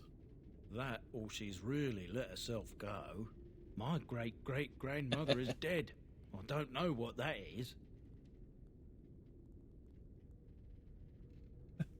Is there anything of the real Sophia left inside you? This one has tasted her memories, seen her thoughts and hidden places. But she is food for this one. No more, no less. Why should I trust a demon?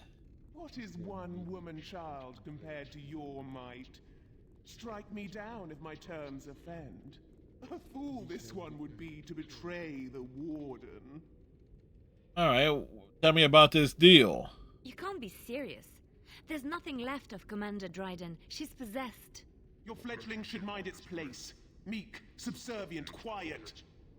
This one will answer your question. The soldier's peak traps me. This one sees so many tantalizing places in the Dryden's memories. This one would see the world herself. For me to be free, into the Old Mage Tower you go and destroy. In return, this one seals the veil. No more demons. No more enemies. Your peak would be safe. Just let this one go into the world.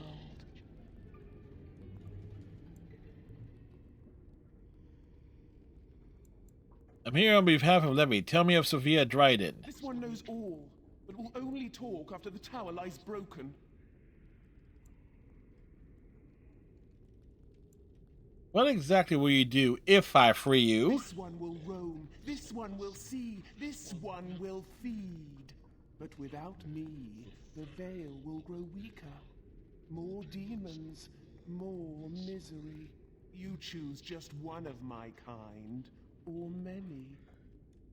What am I destroying? The magics, all moving things, the very stone if you have the power. Something inside keeps my kind locked away. Before I make a deal,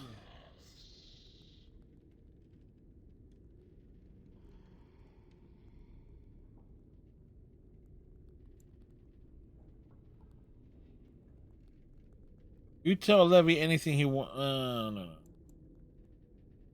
We in a deal. What do I get out of this personally? Terms have been set. This one will not negotiate.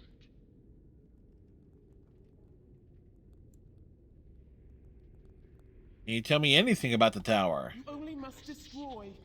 For your purpose, there is nothing more you need.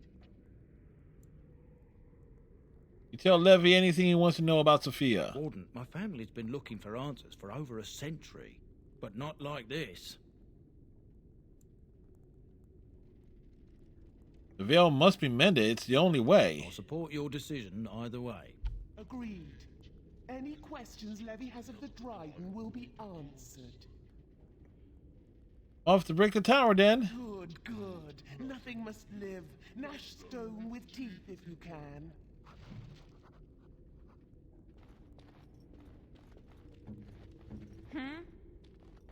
Can't do that.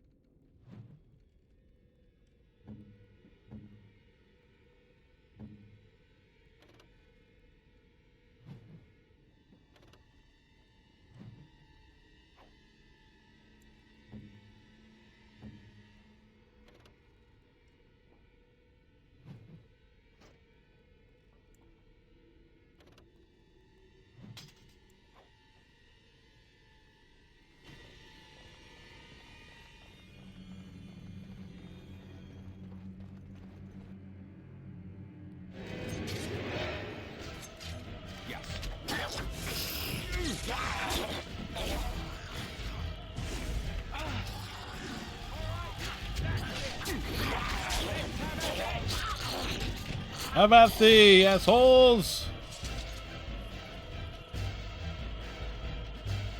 Oh. Come back. Grab the loot.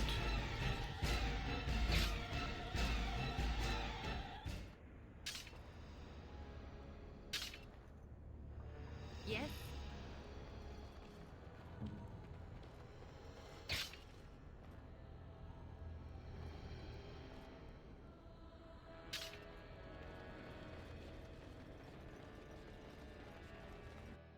All right. We go up to the tower.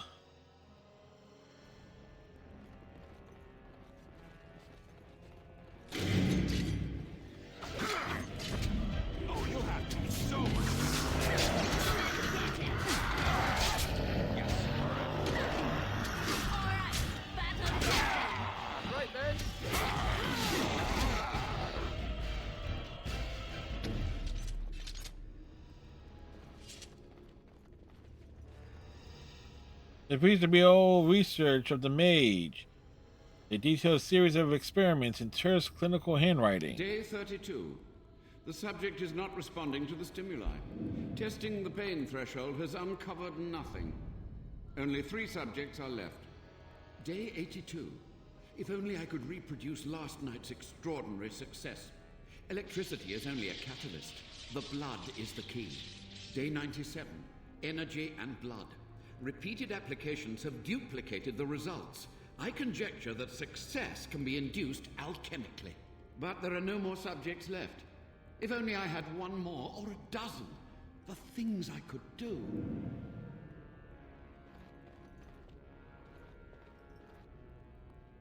Doctor's potion appears to the culmination of his horrific research.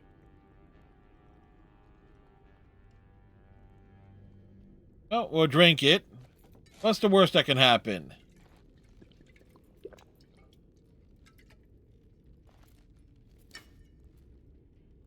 Yeah, there's a hint of understanding there.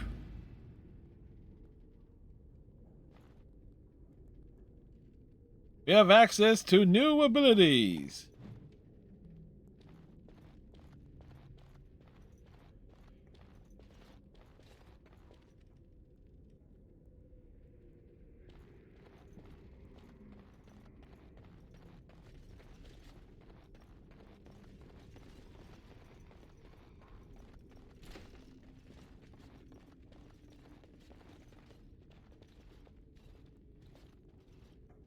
I hear you.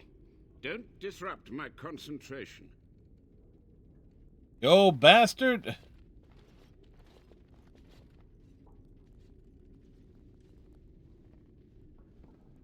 Even now, the demons seek to replenish their numbers. Are you to thank for this welcomed but temporary imbalance? You old warden mage. You're still alive? Only just. I have only a short time. Dude has big ears. Careful. This man has dabbled in matters forbidden by the Maker. He may look frail, but don't trust him. So the Maker told you that, did he? Short-sighted men have forbidden my research, not any god. Enough. Why are you here? What is your intent?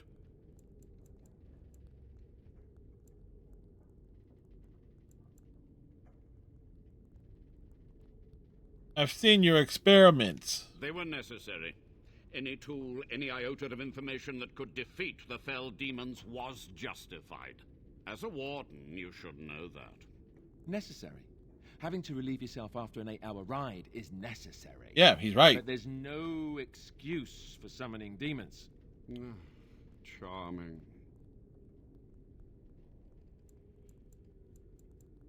I want some answers. To what questions, I wonder? Ask. How have you survived these many The years? Chantry foolishly forbids blood magic, but there are so many secrets to uncover. As my body decayed, I found ways to extend it. But that can only go so far.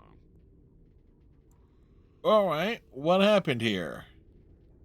What use would storytelling serve? The tyrant Arland is long dead, as is all our noble co-conspirators and the Grand Rebellion. Sophia's corpse may walk and talk, but she, too, is no more. How was Arlen a tyrant? He ruled with fear and poison, his treachery pit noble against noble in terrible battle. We thought him a monster. We gathered allies to rebel. But the toll of years has erased our failure, hasn't it? It seemed so pressing then, but the kingdom lives on. What happened to the rebellion? Too many mouths to quiet. Even sorcery can only go so far. So we met with Tyrn Kuzland. With him on our side, we had a chance of victory. Instead, the King's Guard ambushed us. Commander Dryden and I barely escaped. Practice blood magic on the nobles? Of course, to nudge people to keep our secrets safe. Sophia should have let me nudge harder. Her scruples were her undoing. You had to know that summoning so many demons was foolhardy. Perhaps, but it was survival. For months. I prepared the summoning circles, researched the darkest depths of the Fade. That moment was a triumph of demonic law. Dozens of demons called by my hand. But with so many variables, I suppose, calculation errors were inevitable. Ugh. Yeah, you were the error. So close.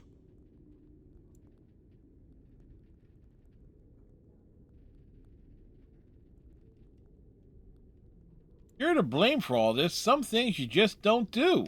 And who draws this line of what is safe, proper, or moral? The Chantry? Corrupt, mundane, pathetic little men? Oh, he's right. Embrace the core tenet of the Wardens, any means necessary to win.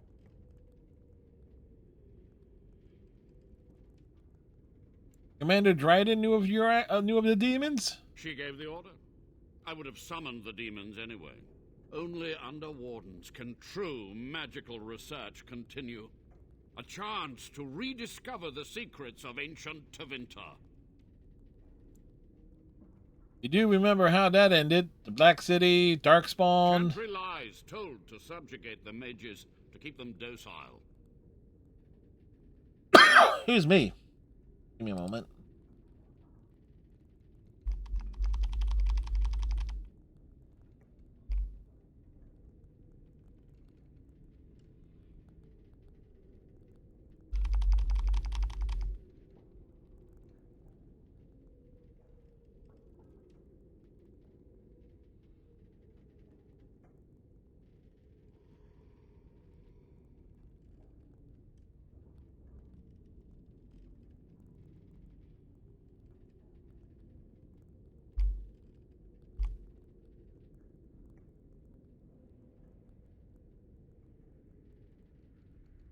Do.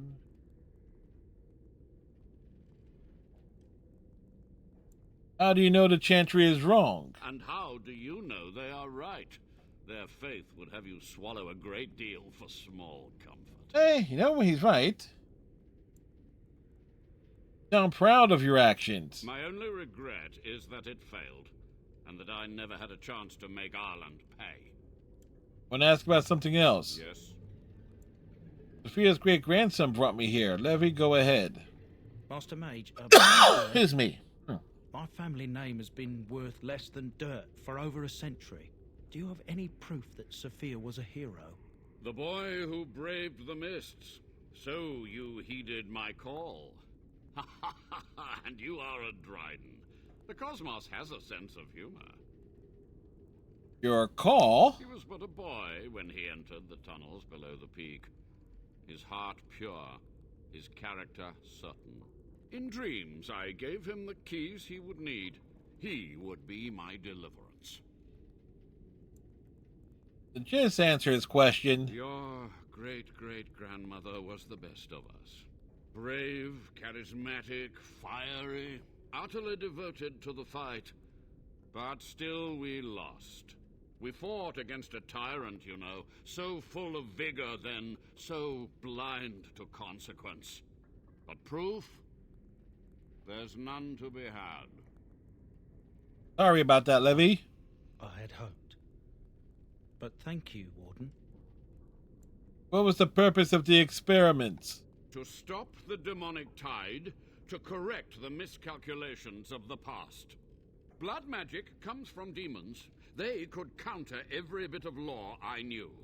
But the darkspawn taint, that is alien to them. And it has power.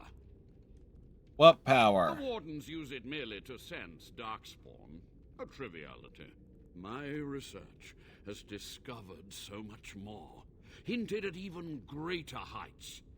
This knowledge could not only save Soldier's Peak, with it the Wardens could grow even more powerful.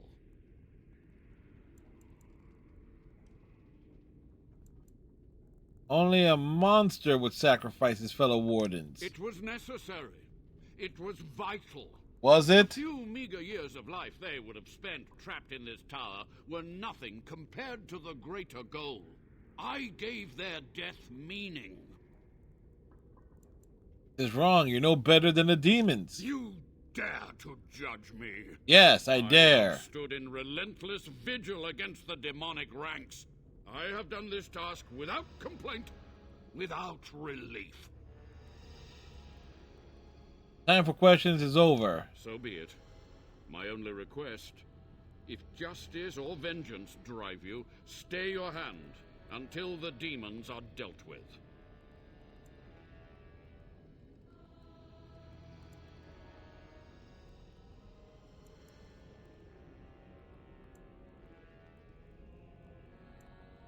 Sophia asked me to kill you. We must deal with her. You are wise not to trust her. We will deal with her first, and afterwards, we must go to the Great Hall. There, I will repair the damage I caused so long ago. There will be peril. The demons will fight us every step of the way. Come. Oh, shit. Screwed that up.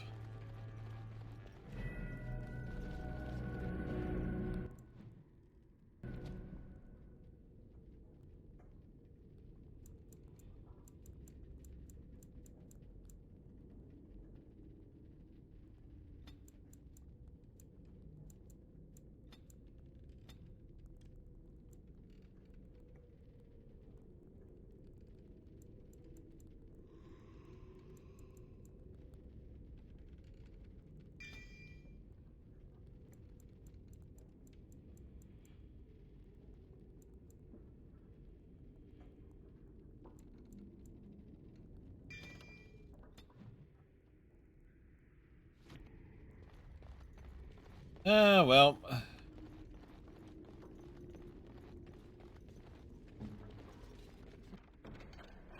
Just like you wanted.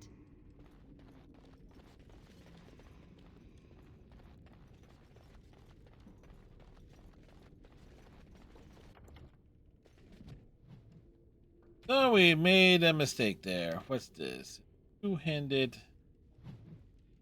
battle axe.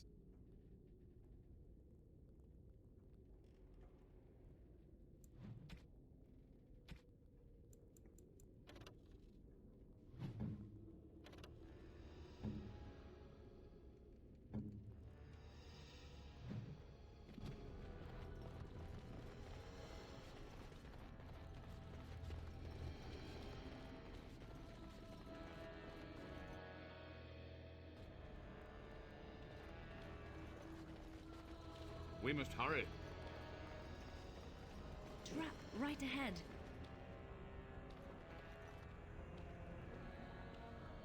Here. Your wish? You're not really planning on helping Sophia, are you? She's possessed.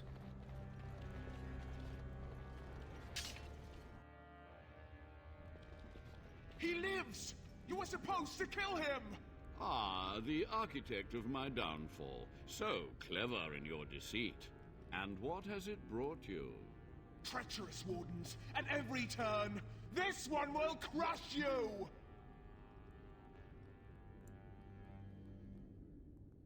He's powerful, Sophia. I needed your help. This one is pleased. Most pleased. Avernus. How does it feel to be in the open, vulnerable? Warden, I beg you, no. A demon can't be trusted. Have you learned nothing from my lessons?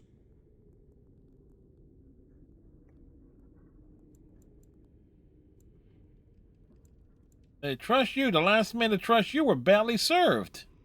You have unraveled yourself, mageling. I'm finished hiding. After these long, bitter years, let it be over, once and for all. This one will give you the end you crave. This one will taste the Magus's innards.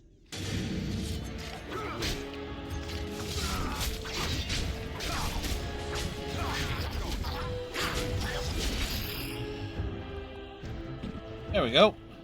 The Magus's web is destroyed. This one remembers the deed. Come, follow. Yep. Gossamer strands only stand between this world and home. Feel it, So deliciously weak here, so frail. The entire world should be as such. But this one will feed the veil, make it strong. My brethren will not make it easy. Are you ready? What's my part in this? You keep the brethren away from me. Oh, what are you going to be doing? This one will sew the strands together, make lattice with pain, experience, and exquisite agony. Well, we're ready as we'll ever be.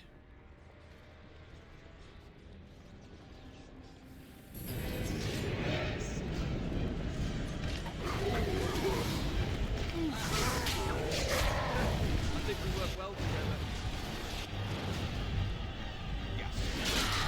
Let's make this work.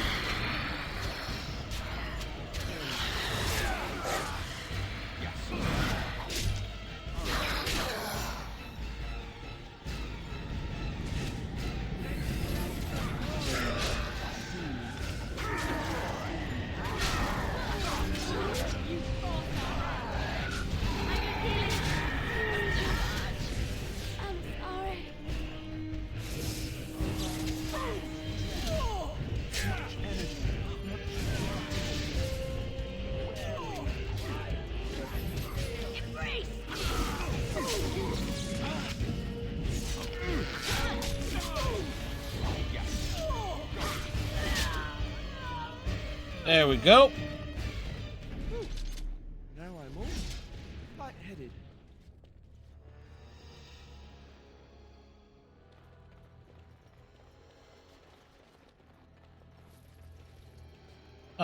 No real loot? Damn. And it is done. Your veil is strong. This one has kept its word. Now this one will go. There is much to do. So not so fast. Let me get his answers. Ask, human. Ask quickly. Grandmother, Sophia, she knew about the blood magic then? Yes, she did. Avernus was powerful, useful. It suited her ambitions. But my grandmother was a hero. In her own mind, yes.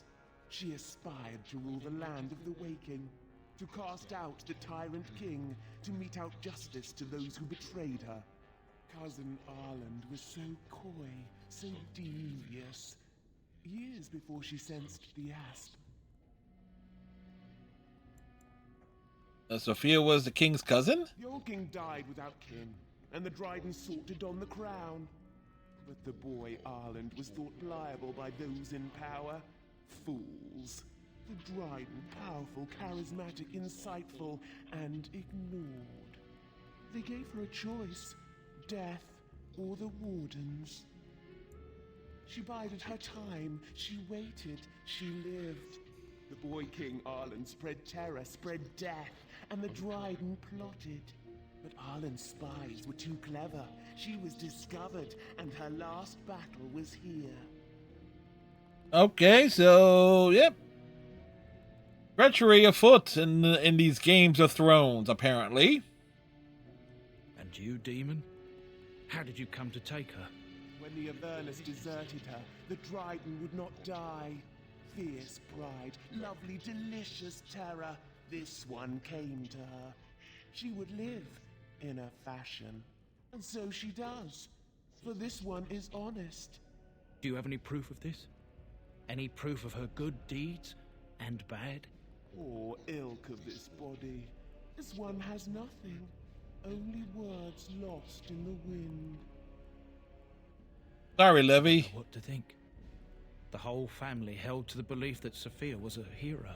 Truth is she was, and she wasn't. Thanks, though. The truth. The truth is good to know. Our business is at an end.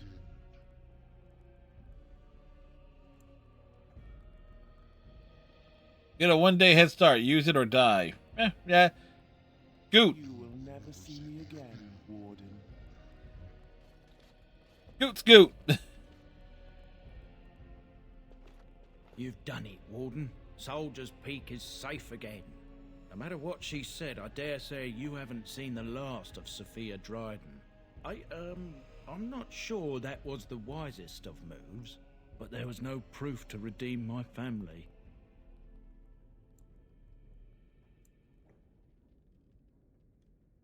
Your grandmother, I'm not so sure about, but you're a good dude. Well, thanks, Warden. For so long, I was focused on the past, on answers. But I think I would have been better off had I stayed at home. Enough of that, though. I find myself at a loss. You've got a whole fortress now. I suppose I should start plying my trade again.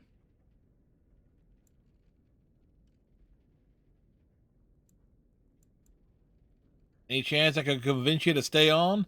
You know I'm no good in a fight, but I'm a fair trader if I do say so myself. My cousins have been looking for a safe place to store trade goods, and the Peak will do nicely. Whatever the Drydens have to offer are yours, for a sizable discount. Looks like we're done here. A demonic invasion thwarted, a Warden base safely rescued. We do good work. Yes. Yes, we do.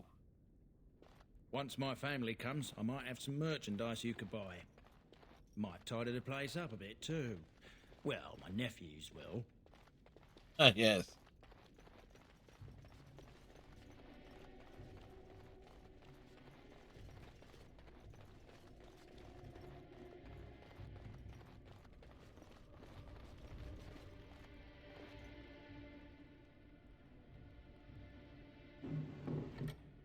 Huh.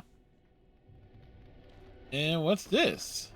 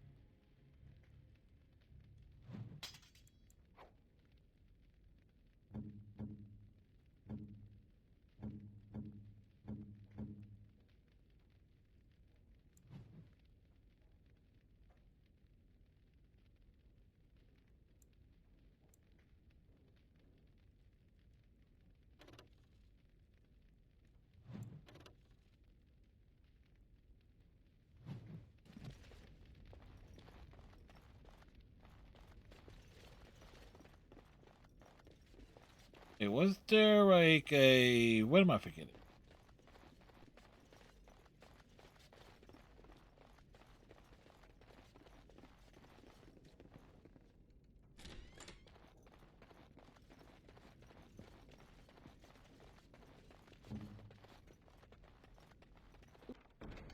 What now?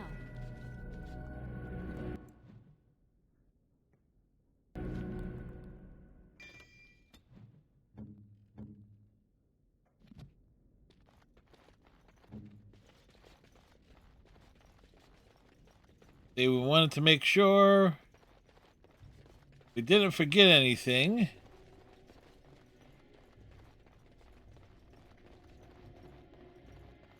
To the first floor.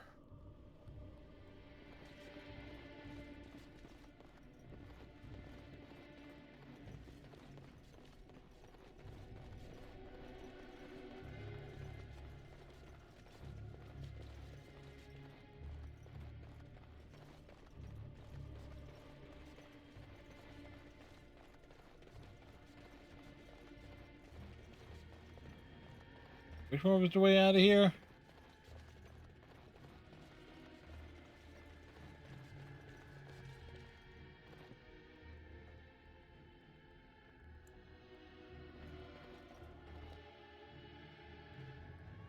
No, it was nice to get at least, you know, one quest of things done.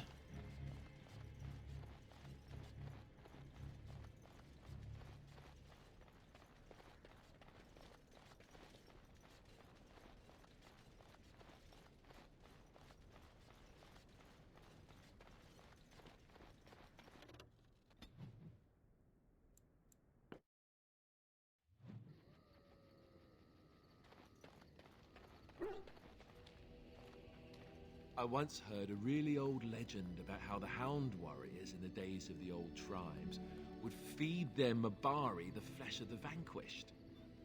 Oh? Well, that's what I heard anyway. It would sometimes be human flesh. Oh, yeah, he doesn't like that. Oh, like you can tell the difference. For all you know, maybe you've already been fed something. Someone. Oh, be nice to the doggo.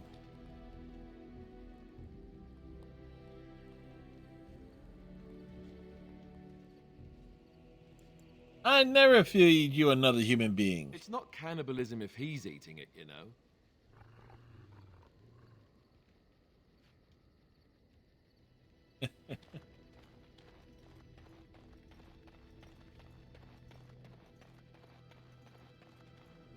Enchantment?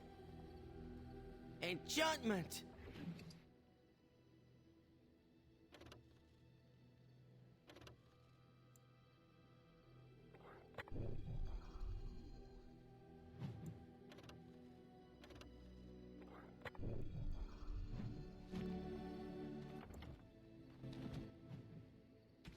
Alrighty,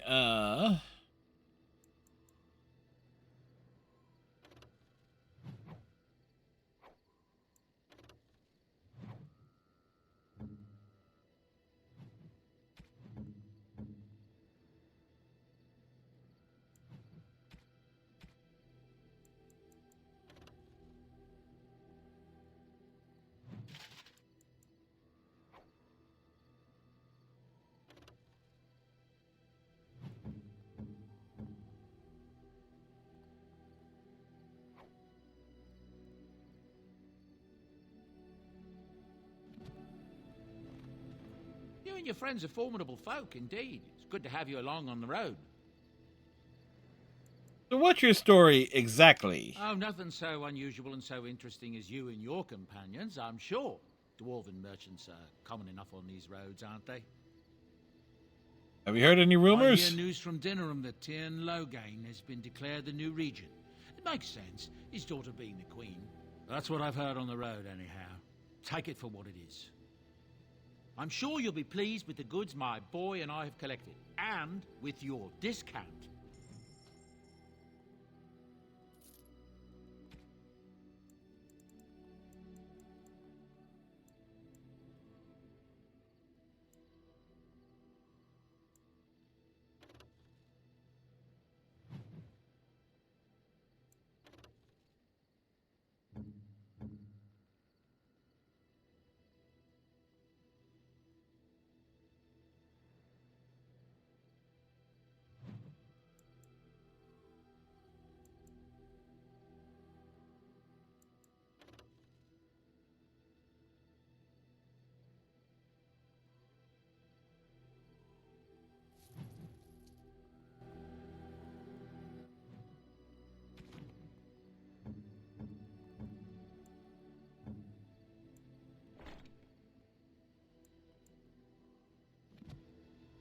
Give her some proper footwear. Hey, Liliana. Yes? Well, here I am. This vision of I knew yours. this would come up sooner or later. Yes. I don't know how to explain, but I had a dream. In it, there was an impenetrable darkness. It was so dense, so real. And there was a noise, a terrible, ungodly noise. I stood on a peak and watched. It was as the darkness Ogren. consumed everything.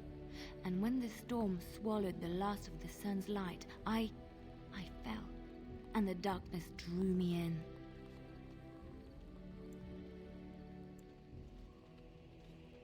You dreamed of the blight? I suppose I did. That was what the darkness was, no? When I woke, I went to the Chantry's gardens, as I always do. But that day, the rose bush in the corner had flowered. Everyone knew that bush was dead. It was grey and twisted and gnarled, the ugliest thing you ever saw. But there it was. Well, you haven't seen me. A single, beautiful rose. It was as though the Maker stretched out his hand to say, even in the midst of this darkness, there is hope and beauty. Have faith.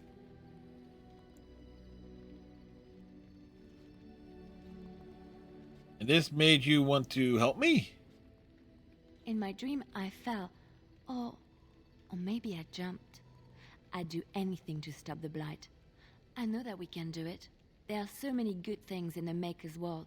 How can I sit by while the Blight devours everything?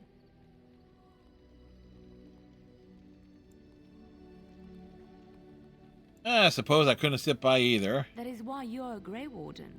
Come, there's a Blight to stop. Yeah, we got 2 points there. It's like I'm not too concerned about... What do you need? Want to talk about Duncan? You don't have to do that. I know you didn't know him as long as I did.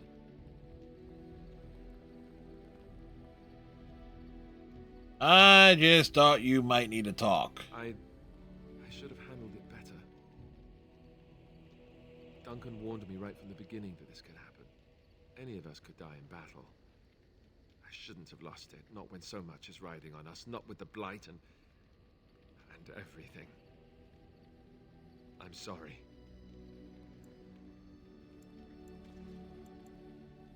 And no harm done. I'd like to have a proper funeral for him.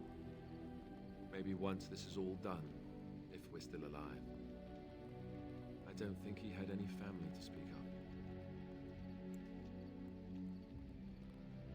Oh, he had you. I suppose he did. It probably sounds stupid, but part of me wishes I was with him, in the battle. I feel like I abandoned him.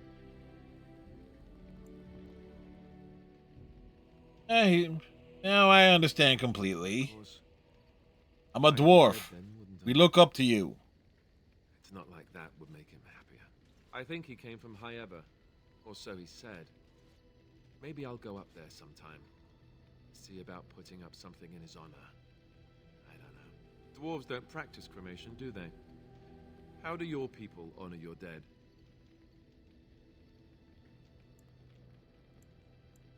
We entomb our dead within the stone beneath our thags. I heard about that, now that I think about it. Their spirits return to the rock, strengthening the foundation of the Tig. It sounds so strange.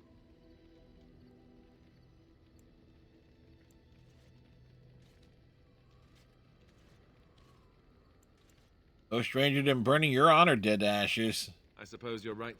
Thank you. Really, I mean it. It was good to talk about it, at least a little.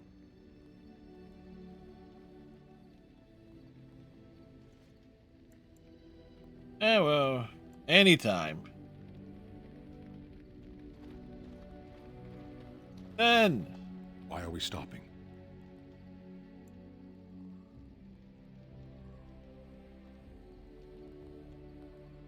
Well, we're working together. I think I should get to know you. There are darkspawn to be fought. Is this delay needful?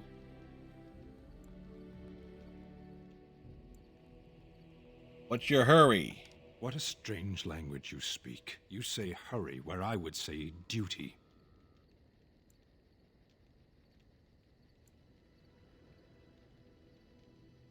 Oh, you said you were in the army. I am. Have you fought in a war? I have always fought in war, dwarf.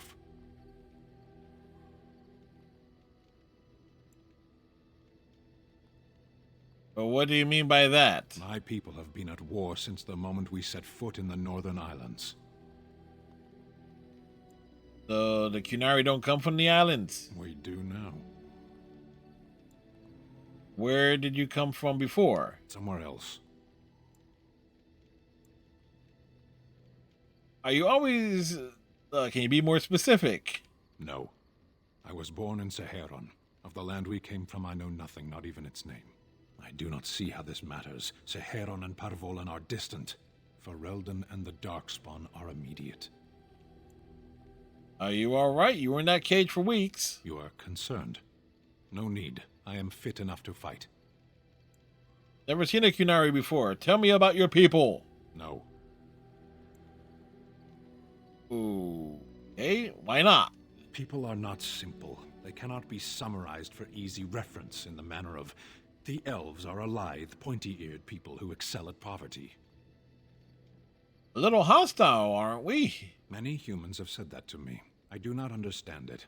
If I were indeed hostile, you would be bleeding.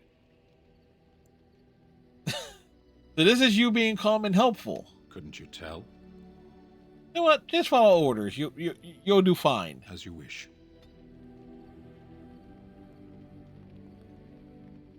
Oh boy. Boy. Okay.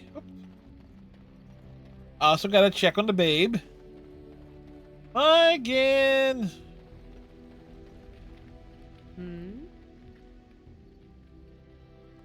We're in camp, so 'tis as good a time as any. Ah, such a romantic, I see.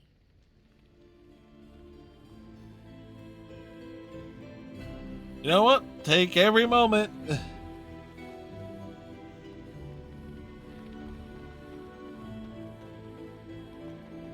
He is tall. We are short.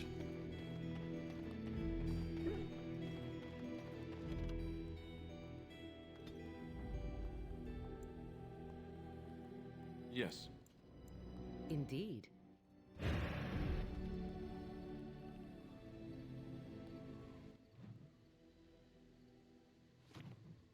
Okay. We're near Soldier's Peak.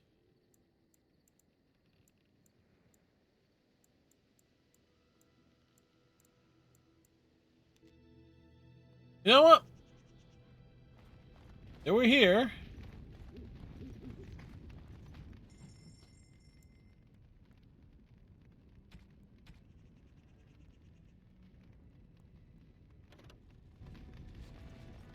Welcome back, Warden. As you can see, we've been busy. Cleaned the place up a bit. Even my brother Mikhail came out of hiding. Never will you find a finer smith. Also, got some goods stored here that might interest you. Buy them now before my cousins move it all someplace else. Did you tell your family about Sophia? I thought about it, but I figured that it's not a bad thing to believe that you come from a line of lions. Even if the truth is a touch more complicated. Our family's belief that we were wronged. It gave us strength to make something of ourselves. What do you think of Sophia? King Arlen sounded like a right nasty piece of work. Sophia was branded a traitor. She consorted with blood mages. But in spite of it all, I think she was a hero. And the keep looks a little lot different. We've a big family. When you were away, we all pitched in. Away, I only went down the road. Dead, demons, and worse around here, right? Certainly.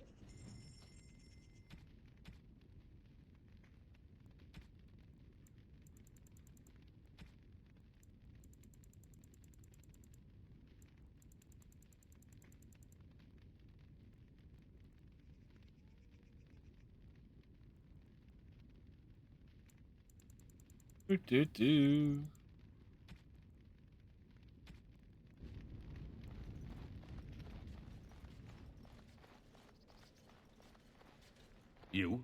You're the warden? My family owes you. Any weapons I make, I will sell you for a discount. You're a weaponsmith then? Indeed. I have spent my life studying steel, dragonbone, and more. I learned all I could in human lands, and exiled dwarves taught me more. Give me the finest metals and materials, and I can make wonders for you. I see your wares.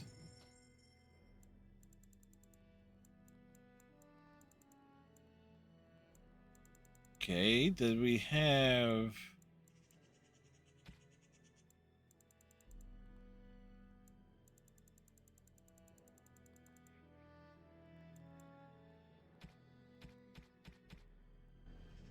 Not much in the way of...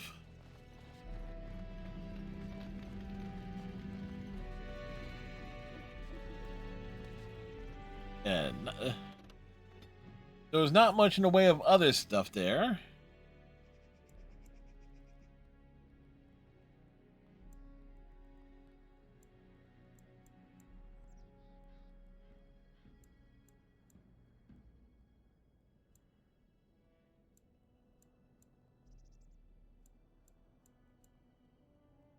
Let's see.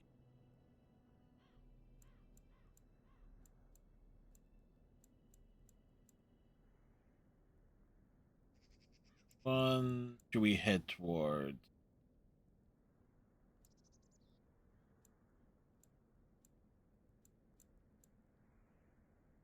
All right, that's the elves.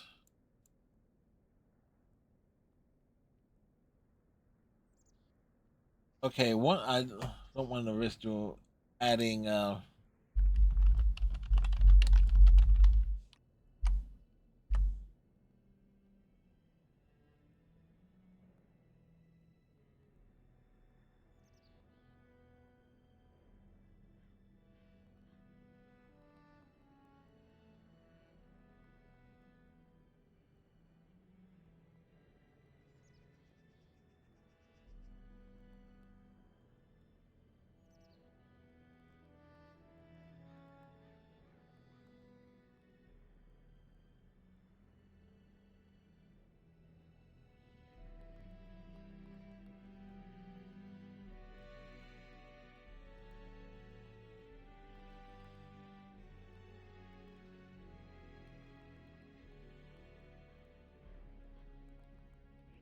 oh, okay, so yeah.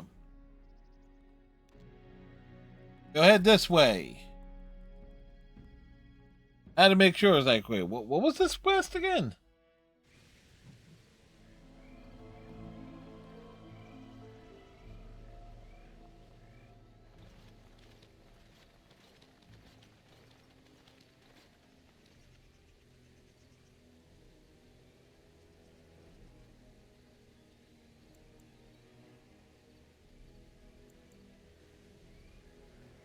Hey, it's about King Kaelin's honor.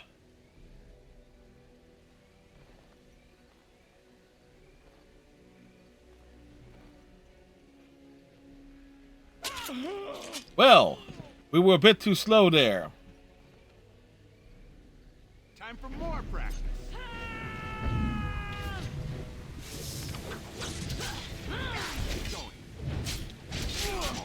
Yes. It's your time to die! Then I'm off. Yes. Begin the onslaught. All right. Then I'm off.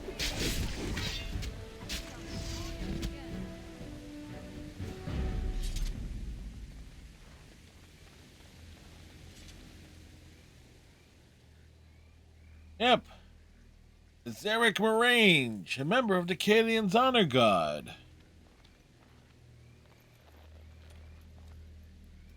We must loot the body. Thank you, Captain I Cylon. didn't expect the band's men to notice my escape so quickly. I tried to hide here in the woods, but there wasn't time. And now I'm a dead man.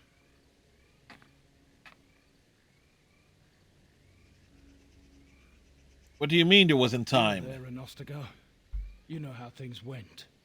For me, it was either this, or die in some darkspawn's belly, or be hung as a deserter. Yes, I recognize your face. You were there with the Grey Wardens, one of Duncan's new recruits. I was to guard the king. He was my friend, understand? Maker. All that time in Ban Loren's prison. And I couldn't stop thinking about all they suffered that one dark night at Ostagar.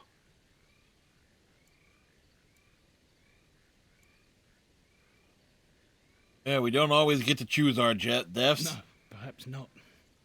But I've been given the chance to set things right. If it's the likes of you who sees me to my final hour, perhaps things happen for a reason. The king entrusted me with the key to the royal arms chest.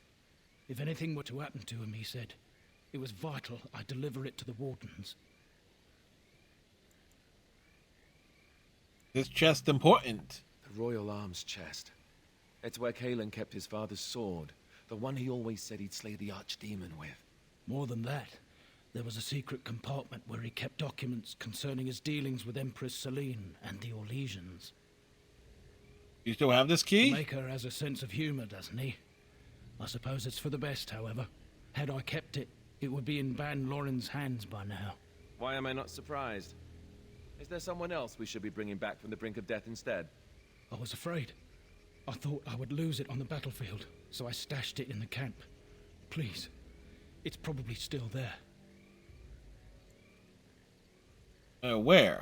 The key's behind a loose stone at the base of a statue. I'll draw a map for you, so you'll know where to search. You'll be taking me along, won't you?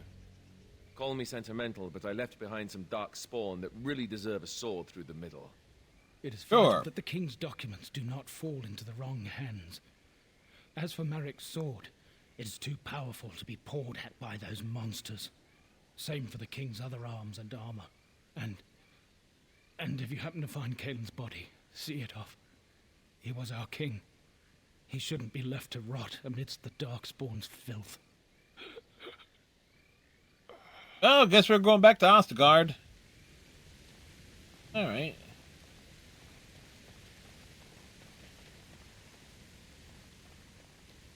Take that.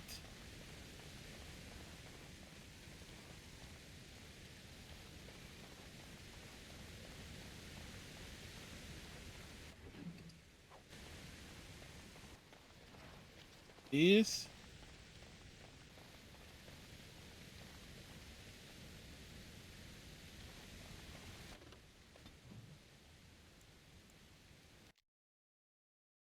Let's roll. We'll ride south. Oh, crap. We've been ambushed. Now this should be fun.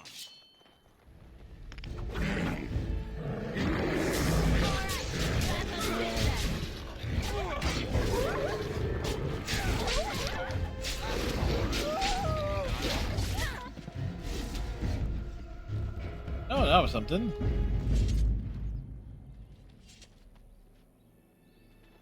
Can we even try something like that? Yes. Was there any doubt?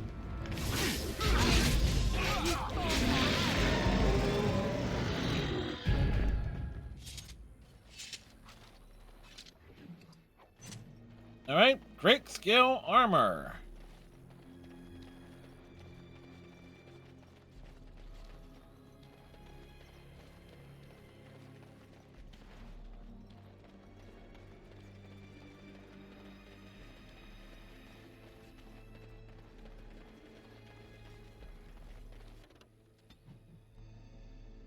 We continue making our way south. You told you men go northward. You go southward. I'm gonna walk around here around the circle.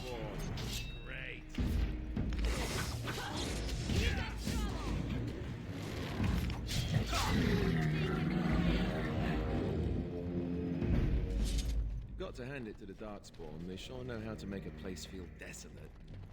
Foreboding. And you know, this place needs more corpses.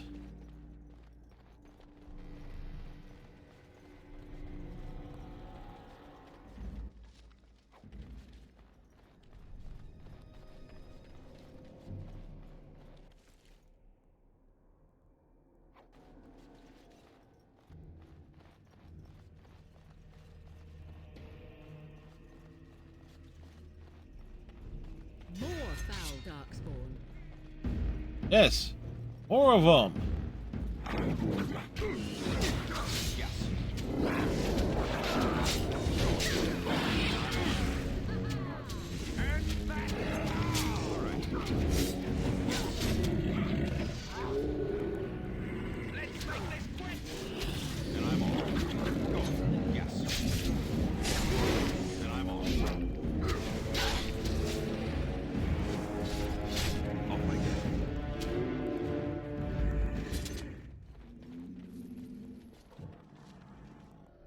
I don't know whether to laugh or cry, but it's clearly Kaelin's.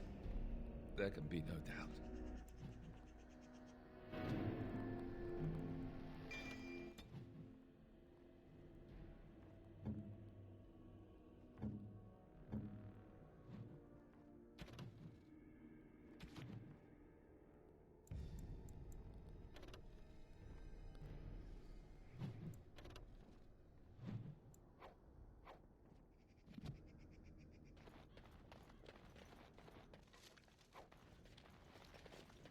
Is I gotta loot the bodies. Bodies hit the floor. Gotta loot them.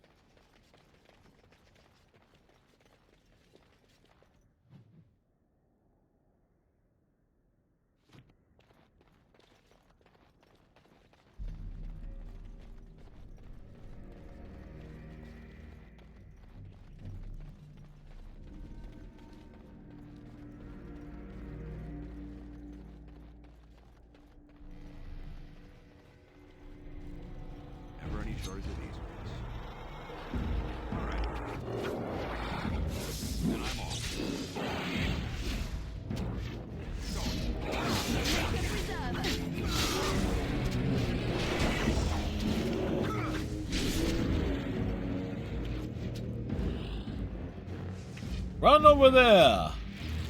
I'm on.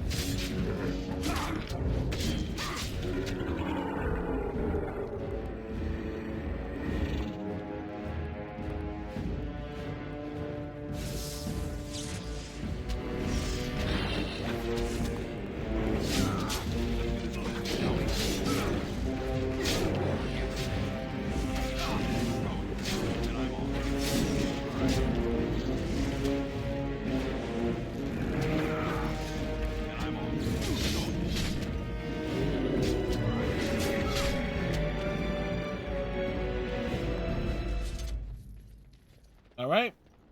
More bodies. More loot and things to pick up.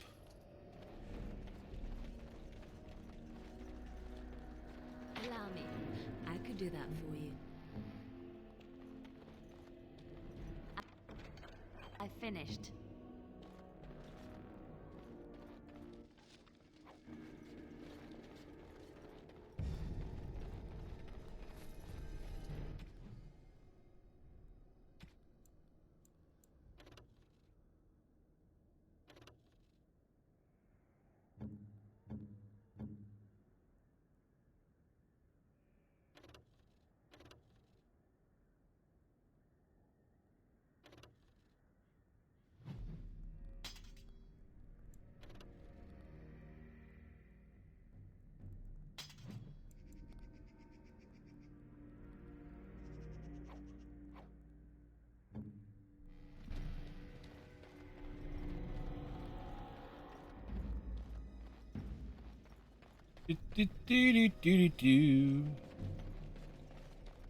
We must roam.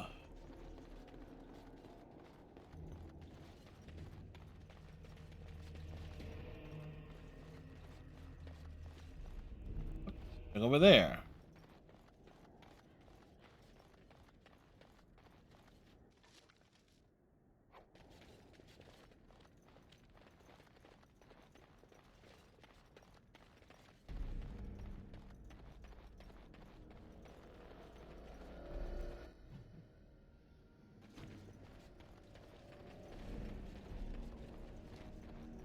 Take a good look at the land.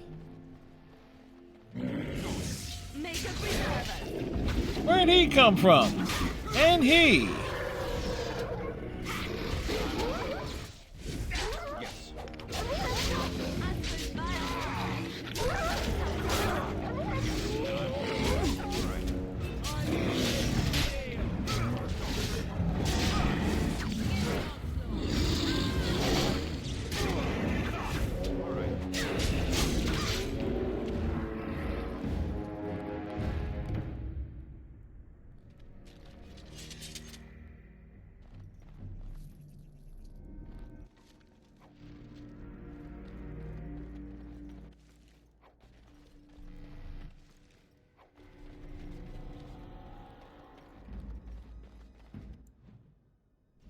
Alrighty.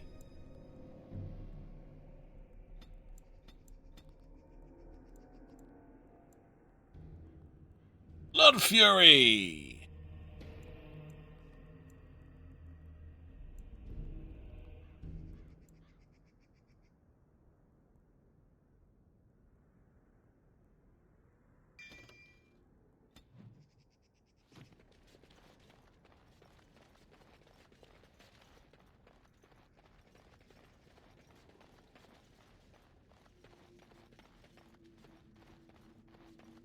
How Sax.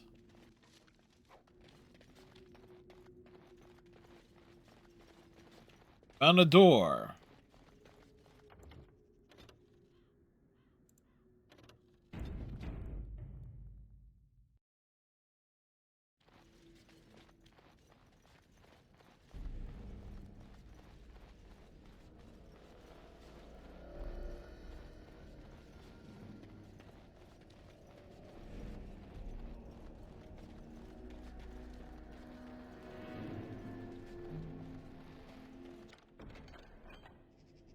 Success. Judging by these documents, it's a pity we hadn't placed more trust in Orlais and less in the king's own father-in-law. Blades like that inspire songs that last the ages.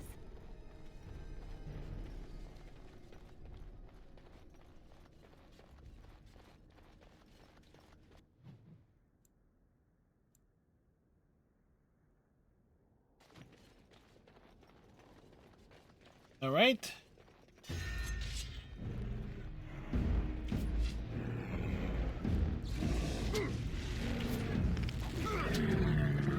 There are more bodies here.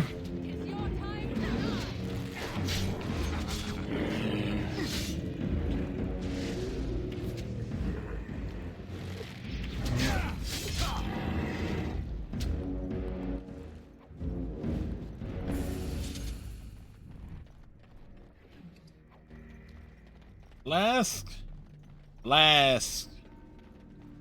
Picking stuff up.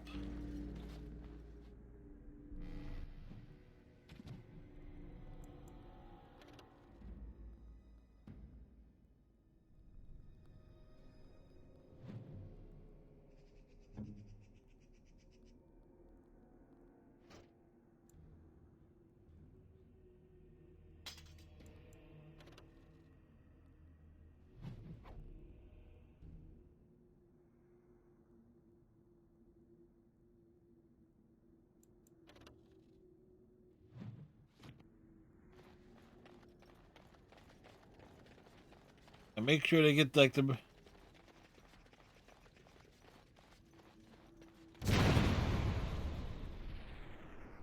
Damn it! More darkspawn, eh?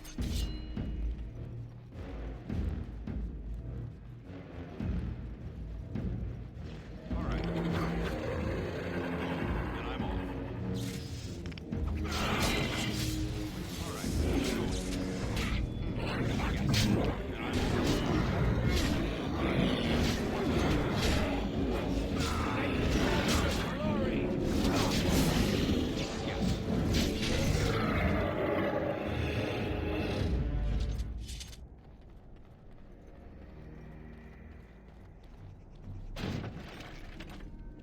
Oh, well, we approach from that side. Allow me.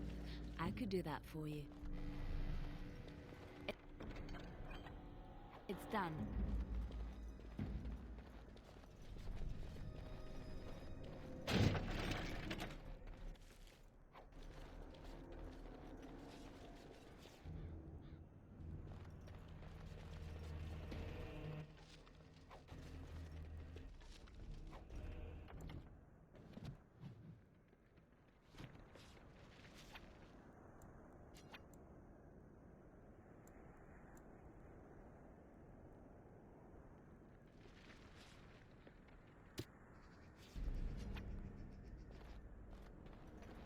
I was looking at this like, yeah, something didn't seem right.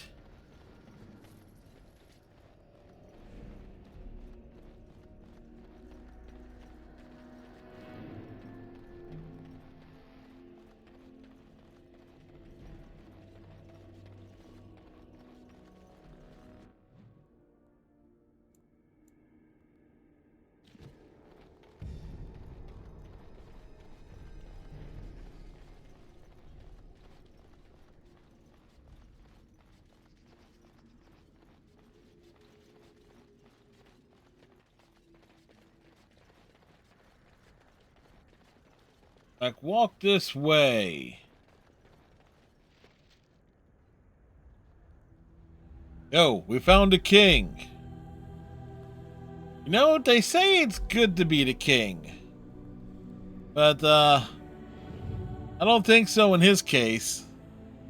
He was a bit of a putz.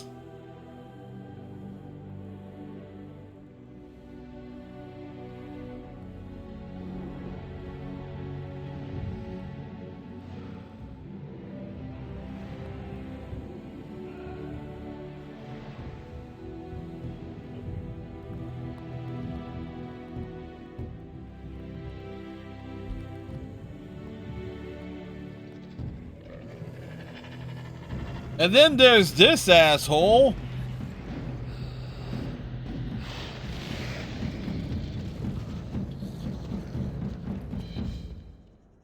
Darkspawn, straight ahead. Natural always smells so awful. Begin the onslaught.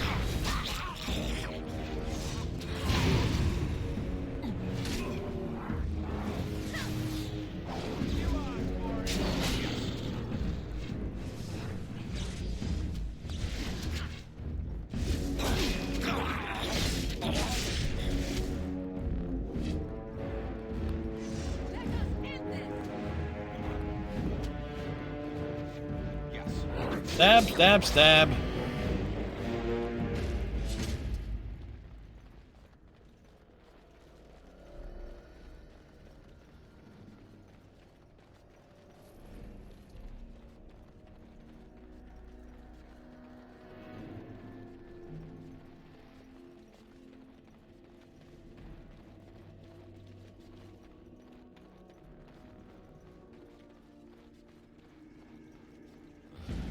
More darkspawn, eh? All right. Then I'm on. All right. Oh, this should be good. And I'm on.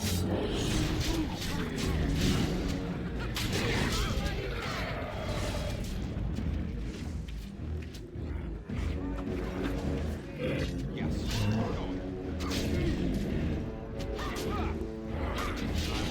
Run over here.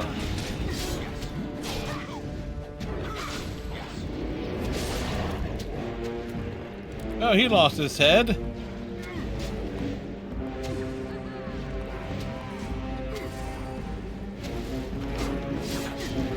I went up to the big boy. Up there, the Tower of Ishal. Let's do this.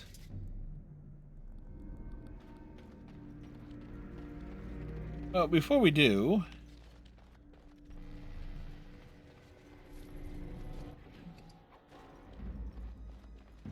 let's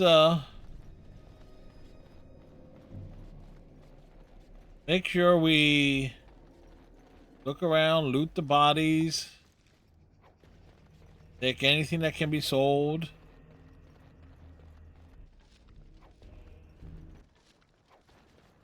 Actually, going to be a lot here.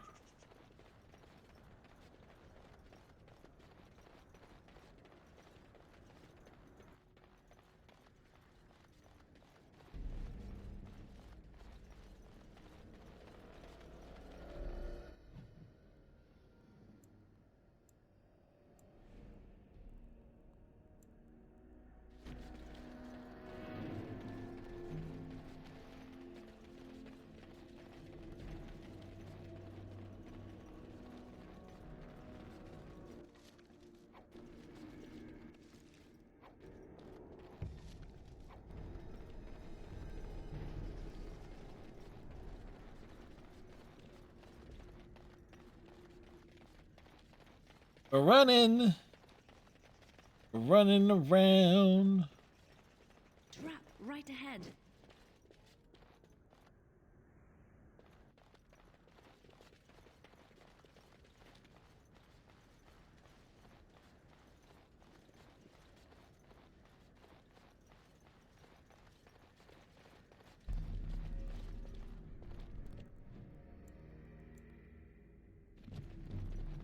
Yeah, we don't want to go that way.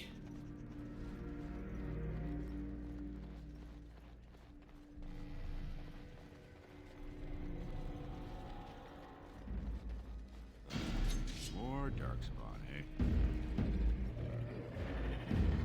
Yes. All right.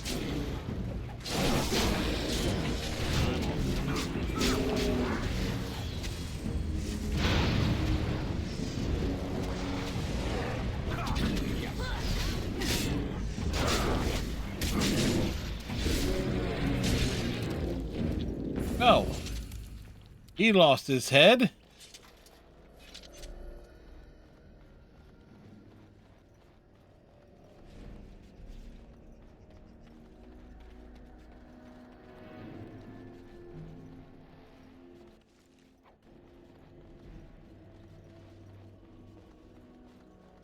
We come out like on the other. Yeah, I think we like will end up going like down the tower instead of up it.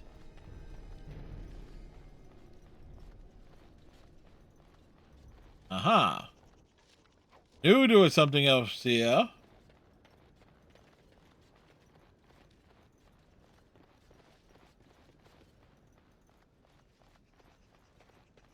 Do.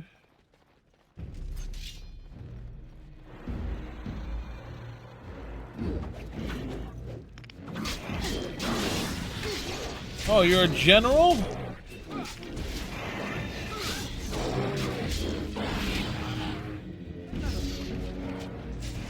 I know what they say. The general's only good for car insurance. And I don't have a car.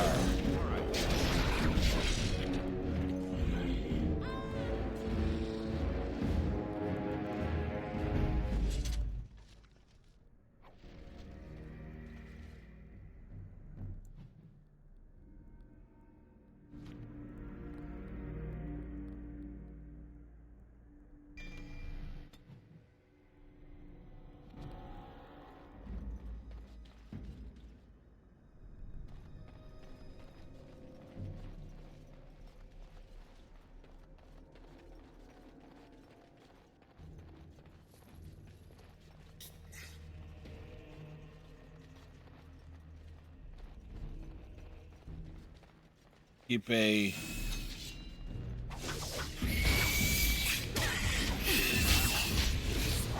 Oh, new enemies.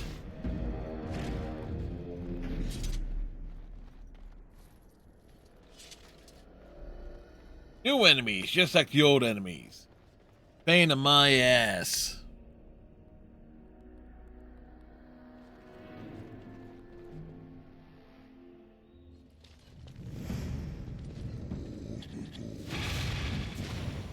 Hadouken!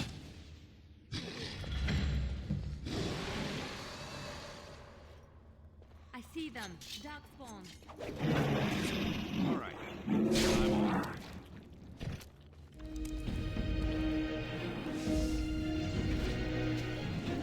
Yes. All right.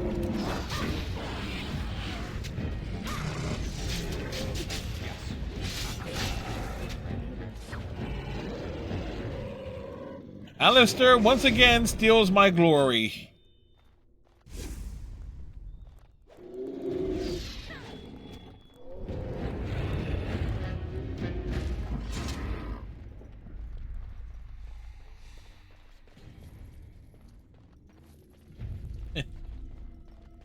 What is it with Alistair just stealing the damn glory all the damn time?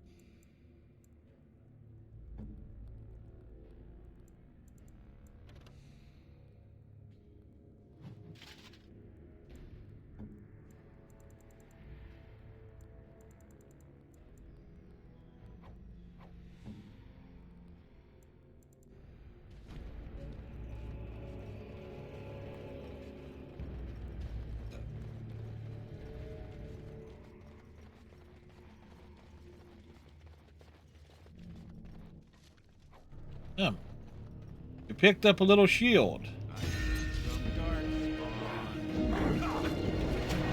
Ah, 3 with 1 blow.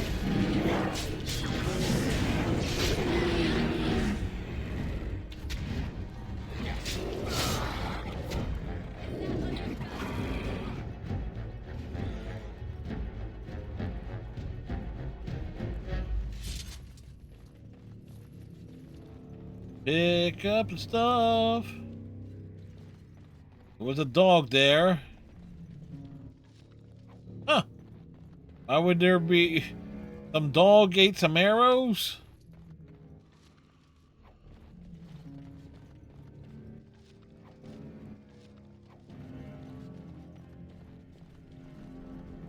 Ugh, down the hole and into the deep. I don't even want to.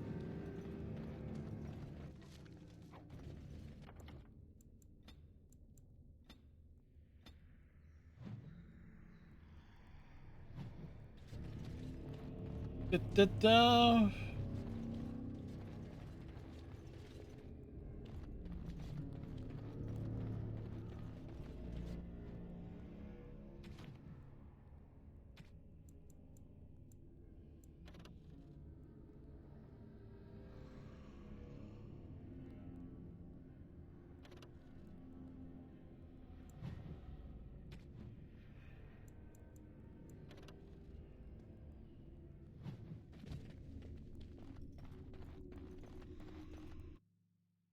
We go down the hole.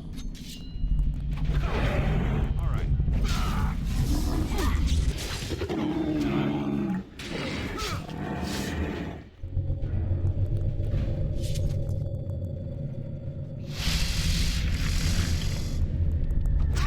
And I'm off.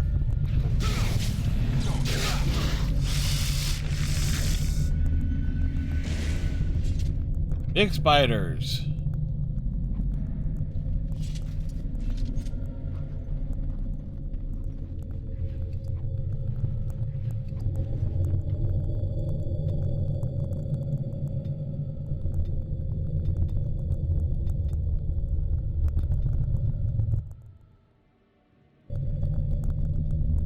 Yeah, there's a lot of crackling audio on this. Either did I play? I don't think I played it with headphones on last year. I'm picking up on the on the crackling audio.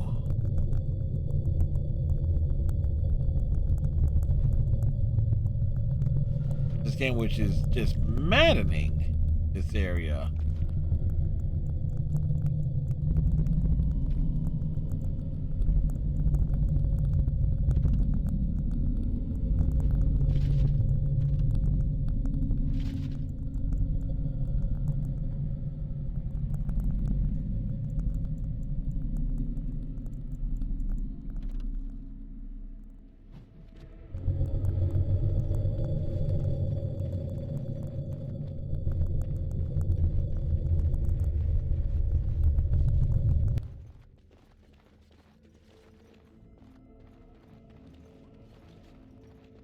Yeah, the crackling to stop. It's like it's real weird. It's on certain repeating sound effects.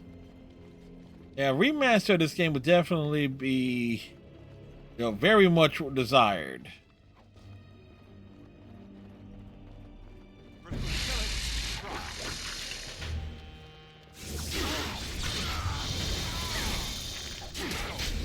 Kill the spider!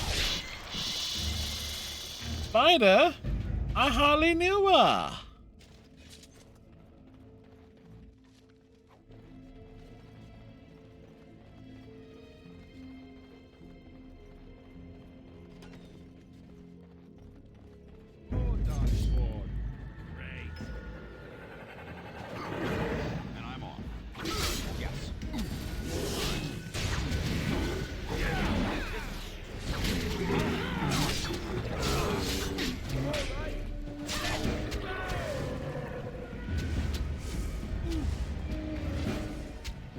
You have nowhere to run, asshole!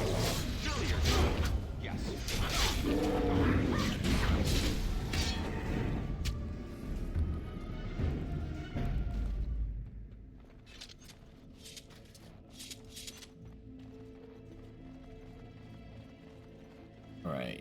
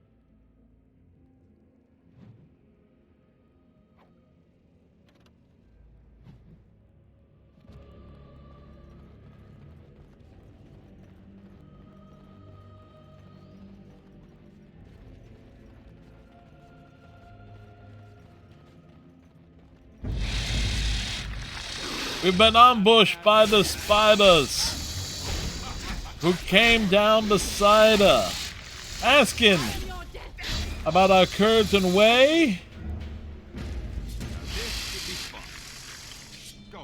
And all I say, just stab the thing in the eye, bitch.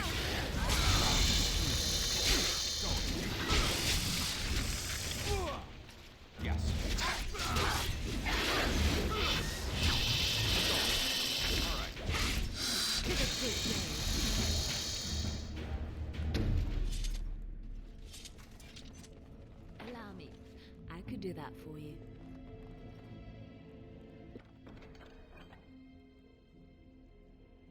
What now? Of course.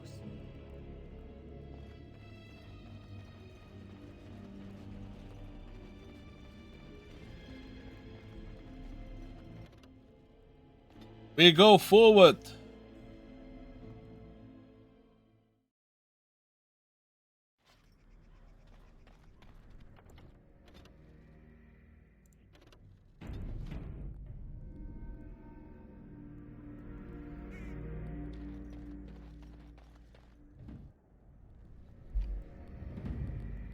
You know, I just love it that it's framed that we're so low. It has to be framed a certain way.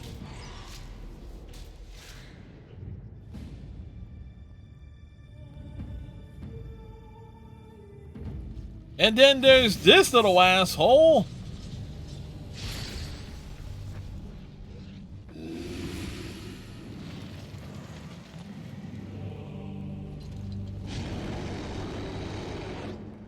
Well, damn.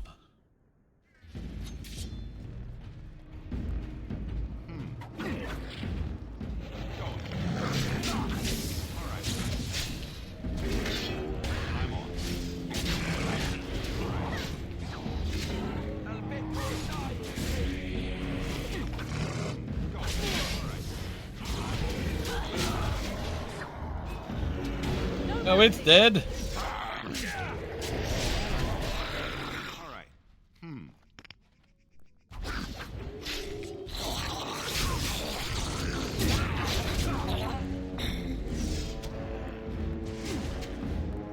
Not sure who got the big kill. Wasn't Alistair. It must.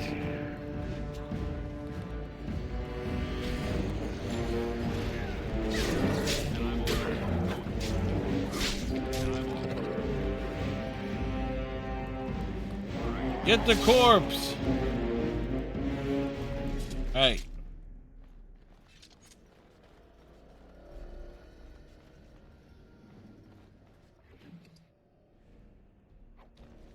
Right.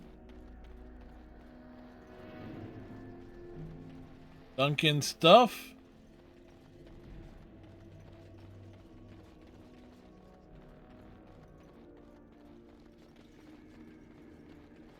Actually, timed this out kind of nicely this evening. Then again, it's like we played it last year, so a lot of this is fresh in my, well, I say fresh in my mind. There. That is the last of them. I only pray we can carry them as valiantly as he.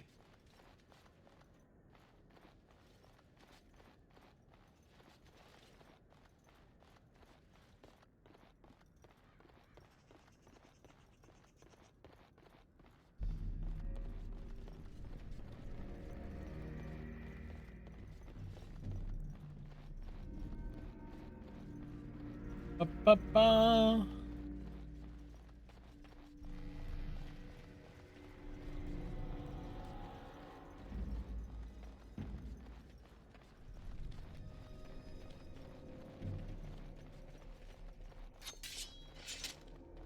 Okay.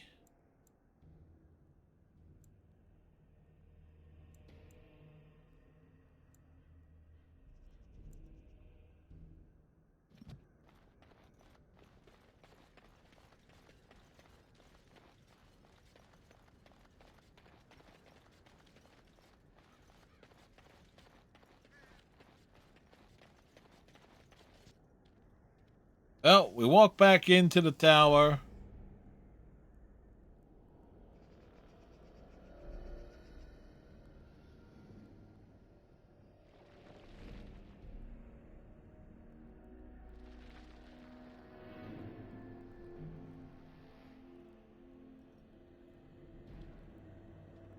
So, what to do about this mess? Oh, they left him here to rot. We need to do something.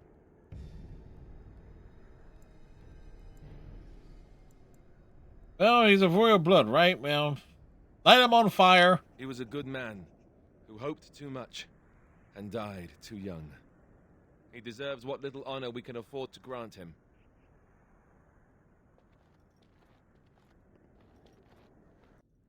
When in doubt, light the corpse on fire.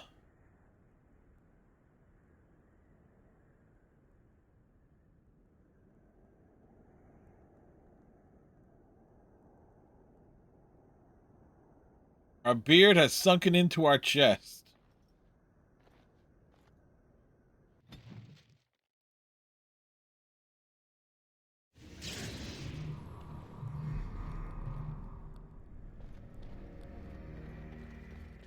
Morgan, I know you disapprove, but we already had a roll in the hay with you.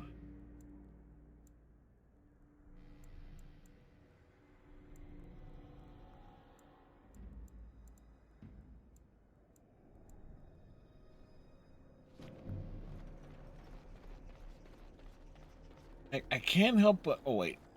I forgot.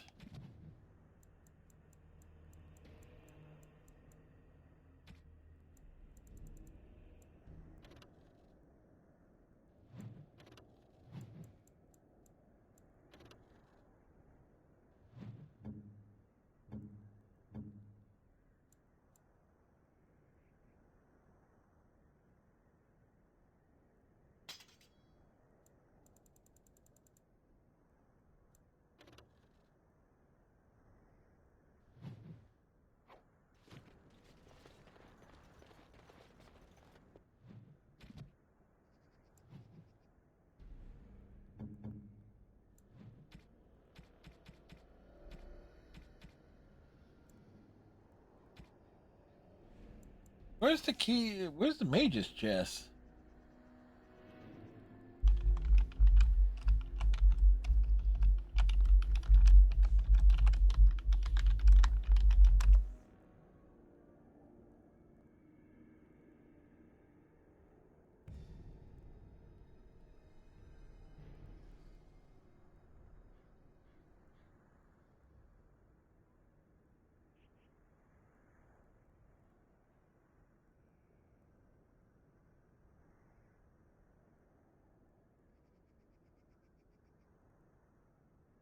Okay.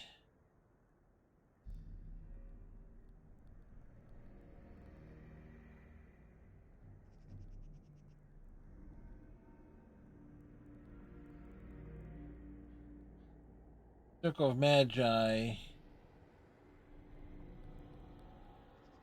Slightly northwest. Where Eric's key is. That's what I...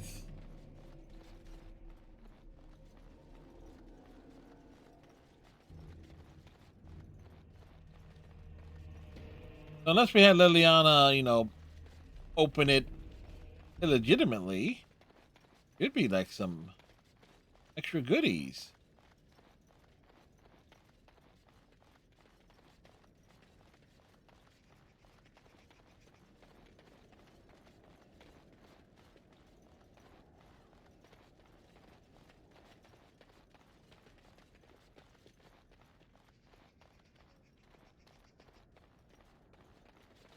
Good.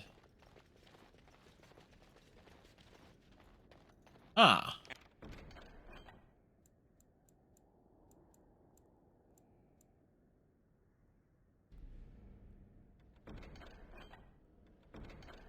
And done.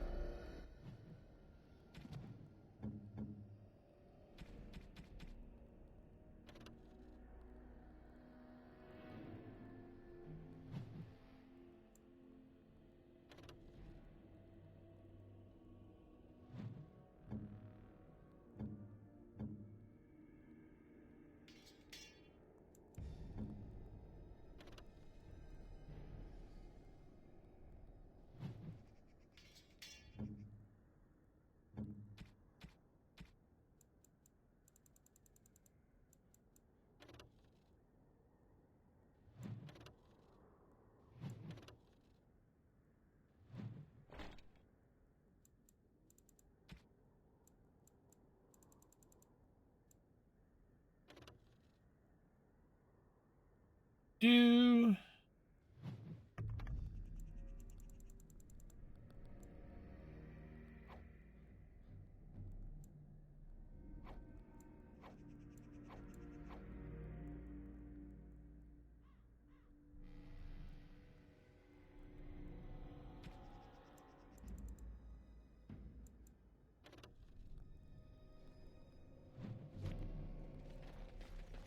Okay.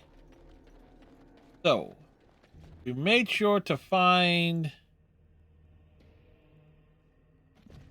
We made sure to find everything. I don't think I found that chest last year. Well, maybe we did. Who knows? The shadow knows.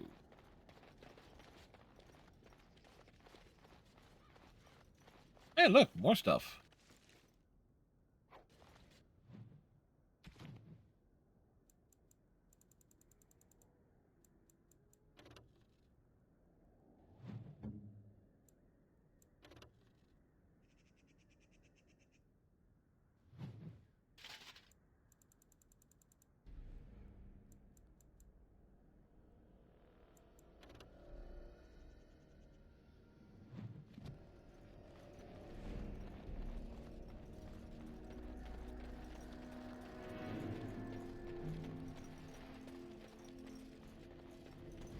Alrighty, so let's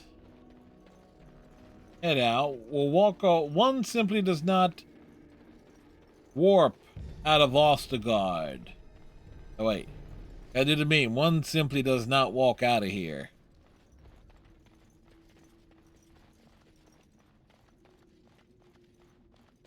Just in case there was something I missed.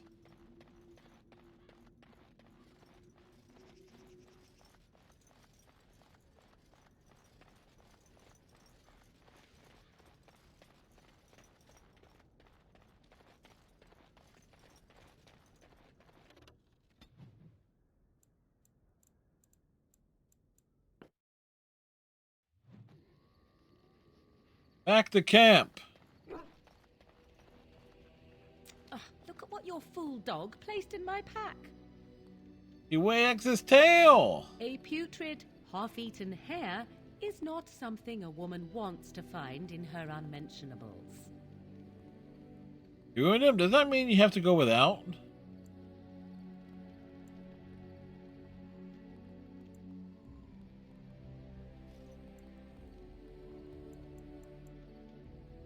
Maybe, but that is not the point. Dirty mongrel can have this back. There. And tell him not to do it again.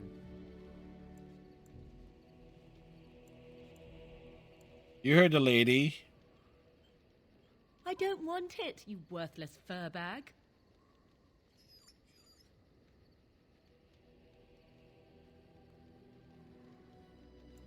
I think you hurt his feelings. Oh, he's just trying to be manipulative, I can tell. I do it too.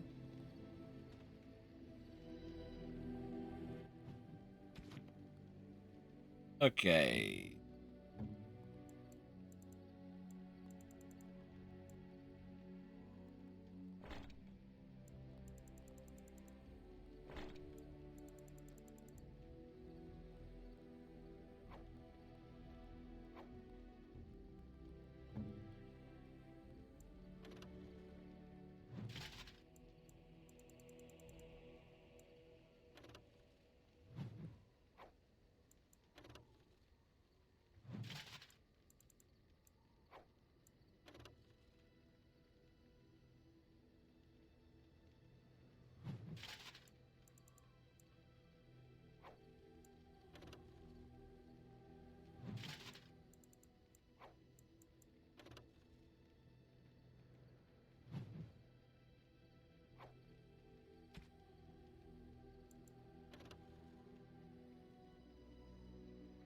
All right.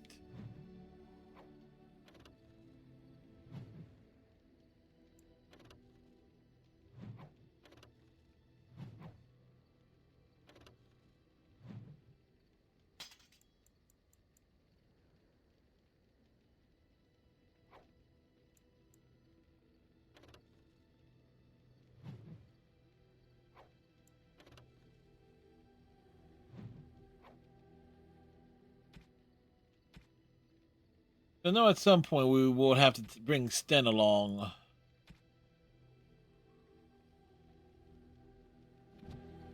In replacement of someone else.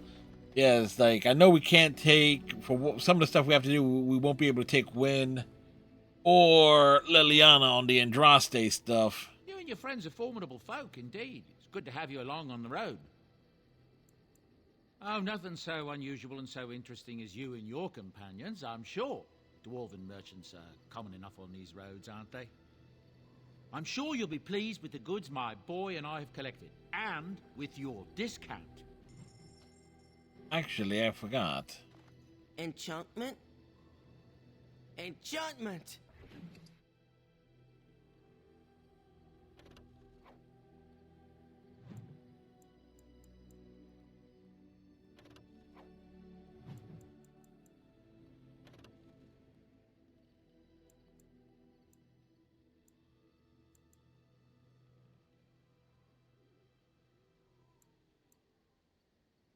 Hmm.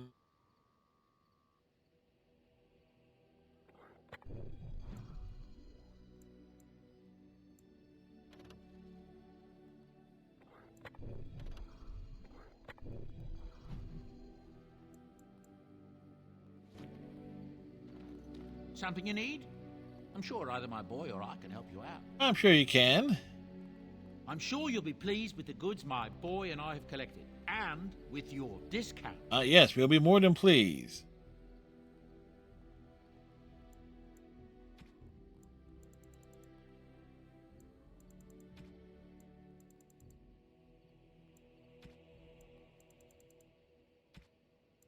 We'll also have to look, double check what gifts to give to which folks here, just based on some of that.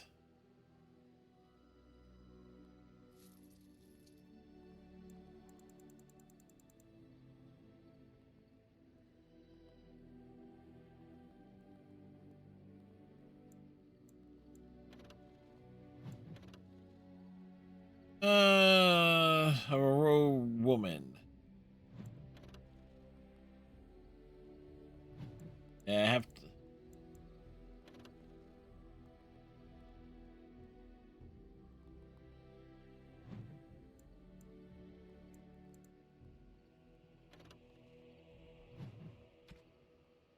All right, so let's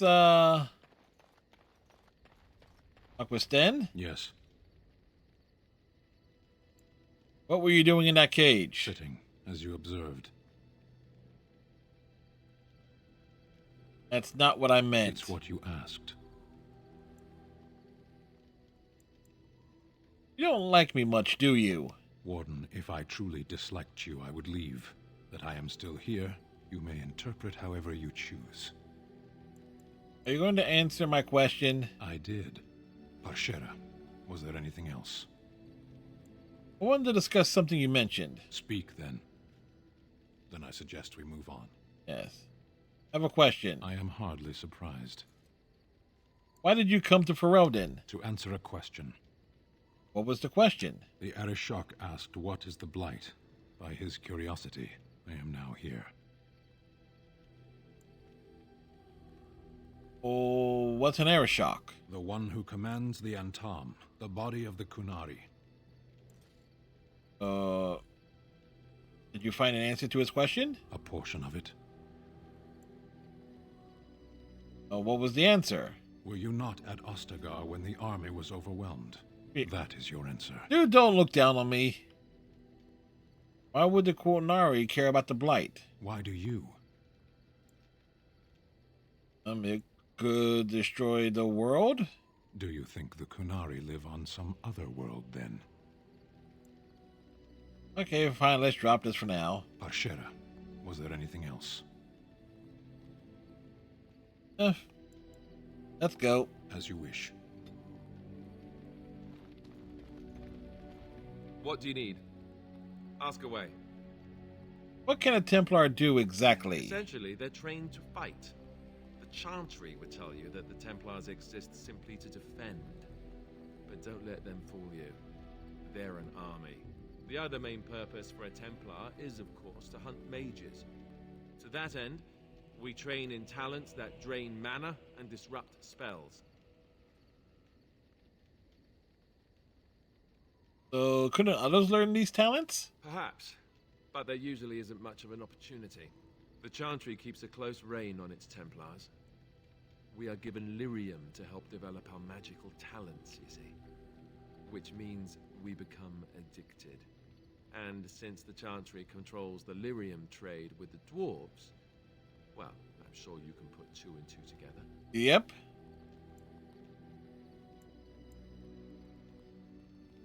That's horrible. I can't believe they would do that. Well, they do it, and they feel perfectly justified. You don't need lyrium in order to learn the Templar talents. Lyrium just makes Templars' talents more effective, or so I was told. Maybe it doesn't even do that. The Chantry usually doesn't let their Templars get away either, so they can spread their secrets. I'm a bit of an exception. Lucky me. Okay, well. Liliana! Yes? Well, here I am. What was life like in the Chantry Cloister? Quiet. It was a life suited for contemplation. In the cloister, away from the fuss and the flurry of the cities, I found peace. And in that stillness, I could hear the Maker. But it was not perfect. Some of my Chantry fellows were condescending. That is the nature of religious folk, I suppose.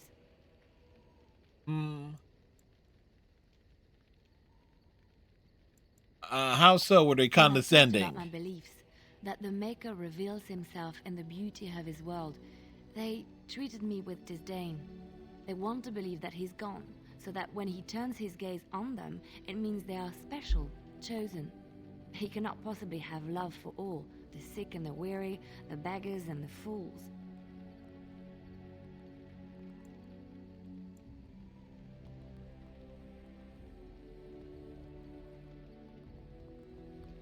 I prefer your ideas to the ideas of the Chantry. Thank you. Maybe I am wrong. But it is the Maker's place to decide if I am worthy, not men, not the Chantry. But there is work to be done, and I have talked enough for now. Okay, and now we run all the way over here. Yo, babe. We're in camp, so 'tis as good a time as any. Here to join me in my tent? Perhaps. Shall I consult my capricious nature and divine an answer for you?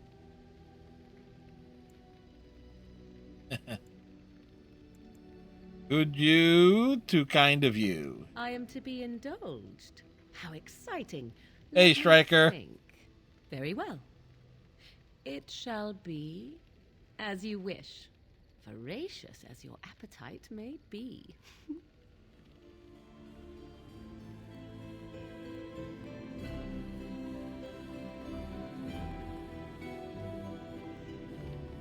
Oh my. Yep. And on that note,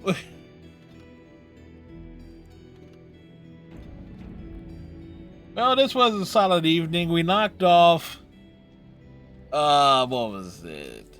The Stone Keep and the Ostergaard stuff. And we picked up an achievement tonight, too. Experience the thrill of romance with Morrigan. So, I guess tomorrow we will...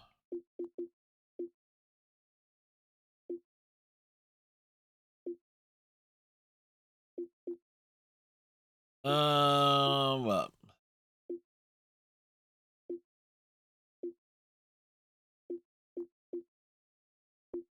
I guess... For the anvil. Yeah, head to Ostergaard, get that one, begin that. Because it's gonna be, you can already tell, it's gonna be one of those things there.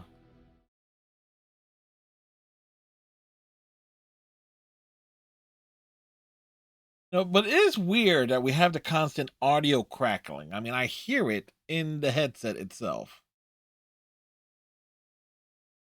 All right. Well, we got more Dragon Age Tomato.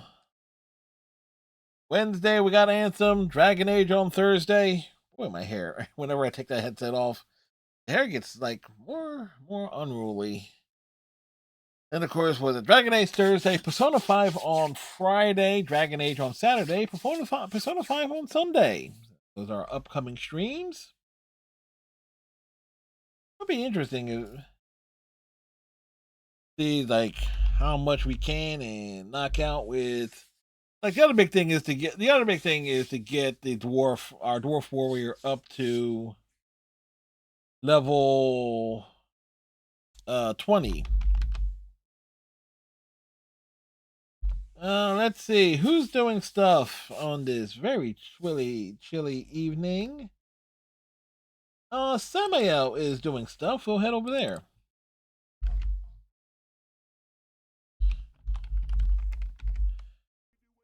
They are doing Overwatch stuff. So I hope everybody has themselves a great rest of your night. Thank you for hanging out. Gray Sparrow, thank you for the follow. Captain Silent, thank you for the hydration. Striker, thanks for popping in, keeping your 35 streak alive. Stream streak alive. Appreciate y'all. Tighten your friendship bracelet. Stay safe. Have a good night. We will see you next time. Good night, folks.